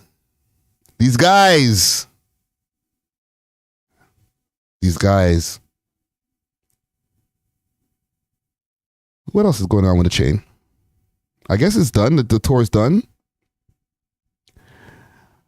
And Akademiks did have some very true points about, not lacking out here. The 6. Hey, unfortunately, I know a lot of people think Canada is sweet. I know a lot of people think that Toronto is especially sweet. Watch Cribazz on the Academic stream in the background. Cribazz, yo. Let me let you know how it's being given up in Canada and given up in Toronto these days. Go clip this from Akademiks' channel. Who think y'all getting all this money, all y'all influencers, y'all coming over there, think y'all about to fuck a ton of bitches, flex on the gram, and be cool. Them niggas out there, I won't say they starving, but they definitely thirsty to take your chain. No, some of them are starving. They want your watch. They want to run your pockets. And after they take your shit, there's a reason Toronto's becoming. So here's the thing. I'm not even going to replay all of this stuff because we know, bro. We know. We live here. We deal with these niggas. You see me shining like crazy, right? I'm like, I got my 1-1-2s, but I'm not going crazy with it. I'm not updating, getting the new 3D jewels, right? When you do see me with that, that means the bag came in, like the bag. And when the bag comes in, if you see, the boy Friday Ricky Dread with a big heavy Cuban on my neck, there's probably a nigga with a big heavy burner on his waist right there. Like right off the frame. You know what I'm saying? This inside the frame, right there, 6'8", all muscle, 2 burners, 1 on each waist. Legal. Ready to blow your brains out. Even if he has mental telepathy even. That's how sick my security is going to be. You don't even have to reach for me. He has mental telepathy. You were thinking about it and he punched you in your mouth. He'd be like, I didn't do nothing. Yeah, I heard your thoughts. Don't ever think about reaching for that guy's chain over there. That's the type of security I'm talking about. Okay? That Professor X shit. Trust me. Nigga get draped up just for thinking some shit. That's when you'll see me rocking the Liberace jewels all head to toe. You know what I'm saying? Crazy. Teeth all icy. Right? Security bigger than Drake's security. Punch your whole head off your shoulders like a cartoon, bro. You crazy? How dare you think about robbing my freaking boss? But yeah, man. Salute to Cap and AnnoyingTV. Right? Drake said they scared of the 6. And y'all niggas is like, yeah, right. For what? Why? Oh, my chain. Yeah. That's why. Okay? Just be easy, fam. Okay? Like, I understand you're in a whole other country. You're having a good time. Yo, look at all these exotic women from all these different places. Oh my God, there's an Asian girl. There's a Somali girl. There's a white girl. There's a Jamaican girl. Oh my God, there's so many different flavors. And yeah, they all want to take your shit, bro. Okay? Rebecca knows somebody. Okay? Preeti knows somebody. Who else? Kelly knows somebody too. And Charlene. All of them, they all know a guy who's going to come take your shit. It don't matter. All those different races of girls in the city, and I'm going to say something, they all like black guys. Just saying. I'm just saying. Let's move on. Last thing I have here, or maybe the last thing. What are we at right now? 2 hours. Holy. Man could chat. There's an interview out right now. An exclusive interview. Let me see if I can find it. He's upset. 20,000 on my head at disrespect. I'm upset.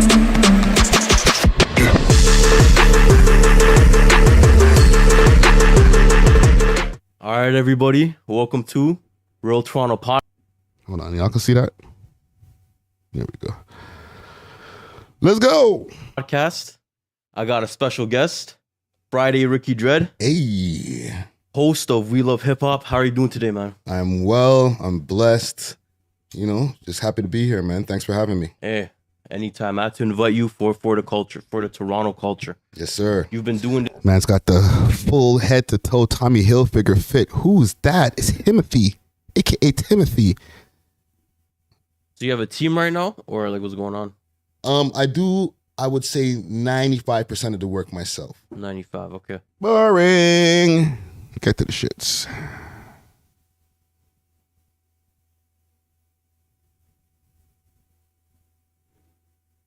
List. Yeah. You know, talk about that, the top 50 list and the backlash you got from it. You got to expect backlash when you put out lists. Yeah. Right? Not everyone's going to be happy. And I don't want to sound disingenuous. I don't want to sound like Big Words Friday. I don't believe in the list that I'm posting. Because I do believe in the list when I post it. Even if I make some mistakes. Yeah. This is who I feel is the top 50, top 15, whatever. Okay?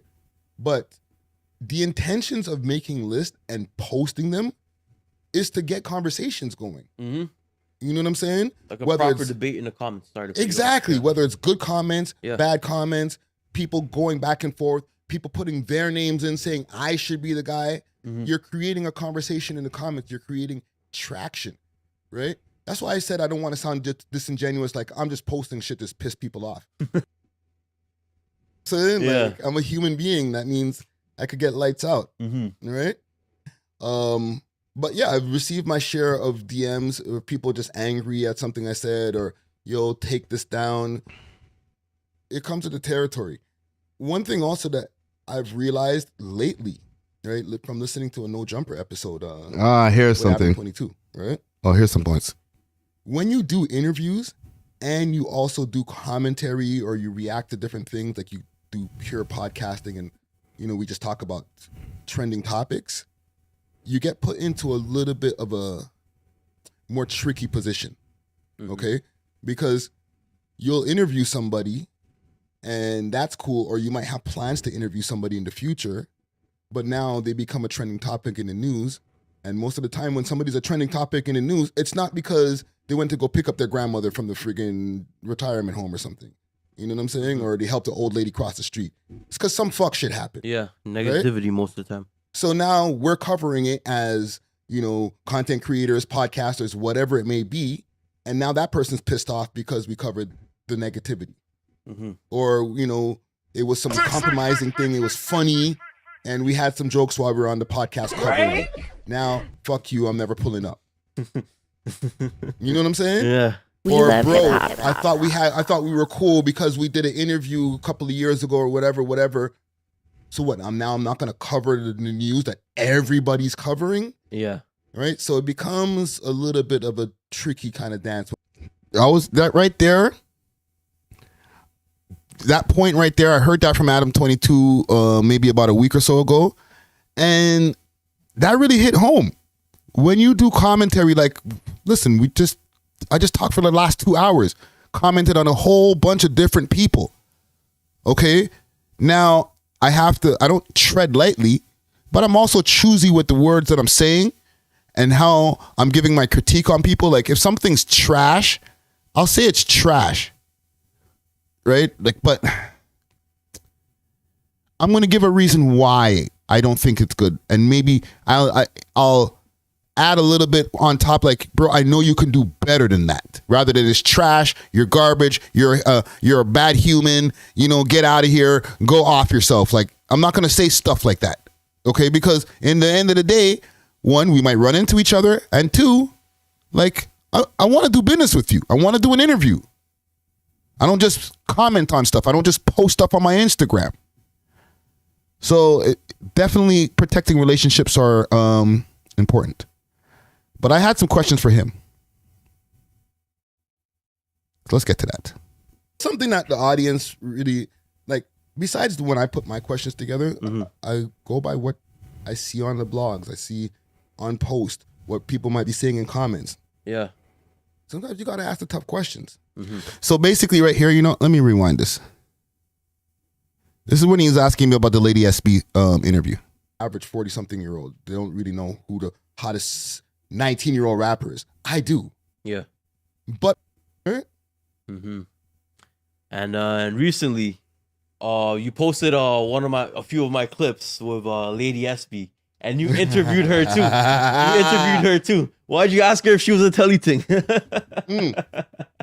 It was something that the audience really, like, besides when I put my questions together, I go by what I see on the blogs. I see on post what people might be saying in comments. Yeah.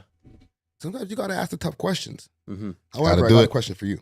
Yeah. Let's go, Friday. Let's go, Ricky. Big salute to Poetic Flacco. He told me to ask you how you let her get away with that fuckery story when she was telling the story, bro. I had an episode of Voices from the Staircase right now. It's about to be answered. The full video, Voices from the Staircase, is probably going to post this. But yeah, but I want to know. I'm asking. She gave me the viral moment. She super did. Oh, hell yeah. Why would I not laugh? Yo, I asked her a series of questions. All of it was all viral questions. Viral answers. By the time she said what she said, I was laughing. I was like, this is viral. That's why. You see my page. You think if people like girls, they accuse men of like false rape, false assault. You think I'll laugh at that? Come on. You see my pages over the years. Yeah. You think it's real? Like, come on, I was interviewing her and she gave me a viral moment. I laughed. If she said that in your interview and gave you a viral moment, you wouldn't be laughing. Would you be laughing too? What I would in the moment, like, cause I know, like, and this is just off of my experience. Yeah. I know you can see my expressions on my face. Okay? Hold on. Yeah. So I try to keep a straight expression. Like when somebody's going. Hold on. Watch my brain and the way it works, okay, gang? When I do interviews, and I've been doing interviews for a while now, I'm not going to say I'm the best, but I feel like I'm confident in the level of quality of my job at this point, right? I feel like I do good work. So when I'm doing an interview and I'm asking questions, there's a chronological order to them. So if you guys are really, really watching the way my brain works, I'm setting up for another question while I'm answering this question. Can you guess what question's coming next? Laughing. I was like, this is viral. That's why. You see my page. You think if people like girls, they accuse men of like false rape, false assault. You think I'll laugh at that? Come on. You see my pages over the years. Yeah. You think it's real? Like, come on. I was interviewing her and she gave me a viral moment. I laughed. If she said that in your interview and gave you a viral moment, the question. You wouldn't be laughing. Would you be laughing too? What I would in the moment, listen, because I know, like, and this is just off of my experience. Yeah. I know you can see my expressions on my face. Okay. Yeah.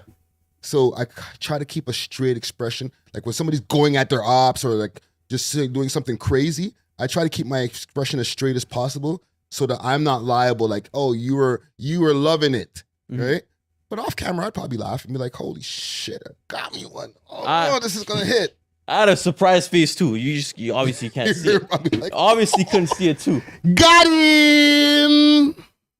I was like, yo, I'm going viral. I didn't know I was gonna go super viral, but I knew I was gonna be like at the top of like the Toronto TikTok type of viral, you know? Yeah. But I went global because of that. So that's why I was laughing. The situation congrats, is fucked bro. up. Like, someone getting their kids taken away. I'm waiting.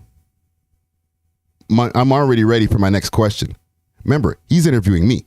And he got a great interview. I think his questions were great. I try to keep my answers short. Make sure to go check it out. But I got questions. And when I start asking my questions, I'm going to start lining them up in a very cerebral type of way.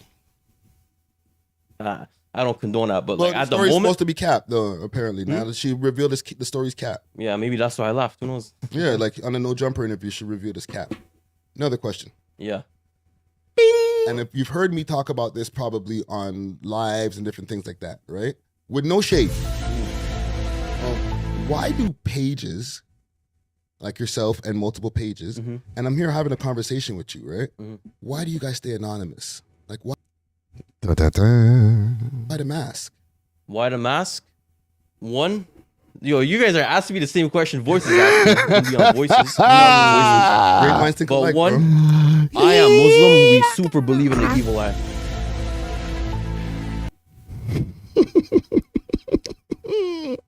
Here's the thing, gang. I was driving on the way to this interview, like, I only got 2 questions. And I'm going to wait. I'm going to wait till a certain part of this interview. I'm not going to do no roomies, no scrooms. Okay? I'm going to keep a clear mind with just the right amount of thoughts flowing through it. And when the time comes, I'm going to strike.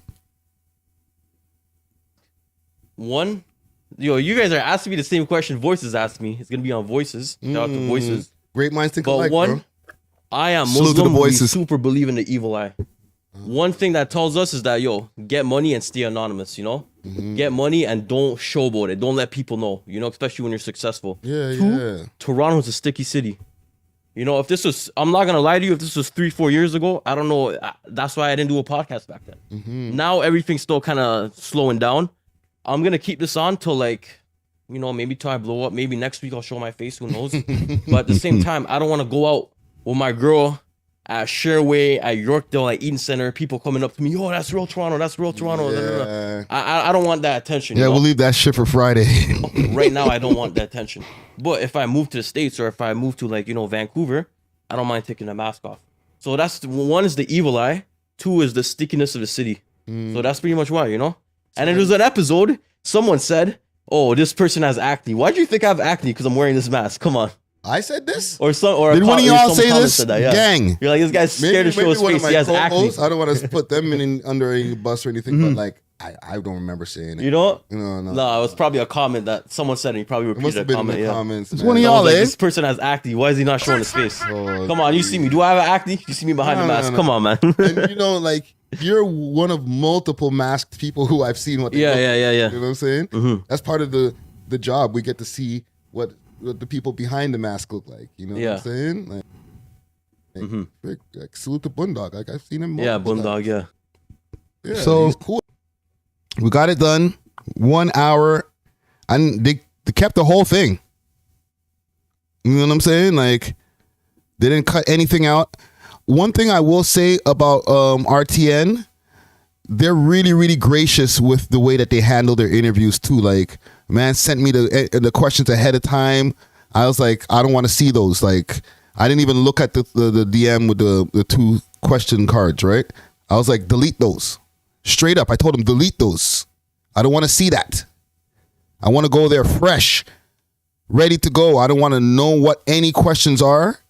If there's something I don't want to answer, I'll either answer it in a way that, you know, is best for me, or I'll just say no comment. But don't let me know. Just let me go in there and shoot. And you know, they did the whole thing. They asked me later, like, bro, is there anything you want cut out? Nah, B. Leave it all in. You know what I'm saying? If there's something that I go home and I'm like, damn, I shouldn't have said that. Leave that. Okay? I don't care, man. Let people hear that, bro. Even the mistakes. If there's no mistakes. Right? When I go into an interview, I'm ready to talk. Trust me. And in the future, for anybody else who wants to do any interviews with me, he did his research. He did, and he had some great questions, but we didn't have a lot of time, right? I'm not trying to toot my own horn or anything, pause. However, with me, you're going to need to get a 2-hour block ready to really dig in and get some conversation going on with me, because my history goes all the way back to MTL. You know what I'm saying? And if you really, really do that deep research on a nigga, you'll be asking them like, yo, so what was going on when you were like 18, 19 on the blocks in NDG? Tell me about that. You know what I'm saying? When did you jump off the porch Friday? Right? I've asked a lot of artists when what age they were when they jumped off the porch. I don't think I've really been in an interview in the last 5 interviews that I've done where somebody is really asking me about my street life, because I think a lot of people don't think that I have one or had one. Let's say had one. Okay, feds? Had. Just chill. All right? But there's a lot to unpack there. So in the future, AGB, right? Dawson, the Dawson book ring, holy. They don't want to know about that. The boosting days, when mans were professional boosters out there. They don't want to know about that. They don't want to know about that. You know, selling krills when it was just first popping up on the scene. Early crackheads. I don't know if they want to know about that. I don't think they think that Friday been out there. They think that Friday's just popped up and he was a podcaster, super geek nerd. You know what I'm saying? Talk whatever you want to talk to him because he never know nothing about nothing. No. He ain't got no burner convictions, none of that type stuff. No. And the man's a pussy, he's a simp. Right? Don't worry about him.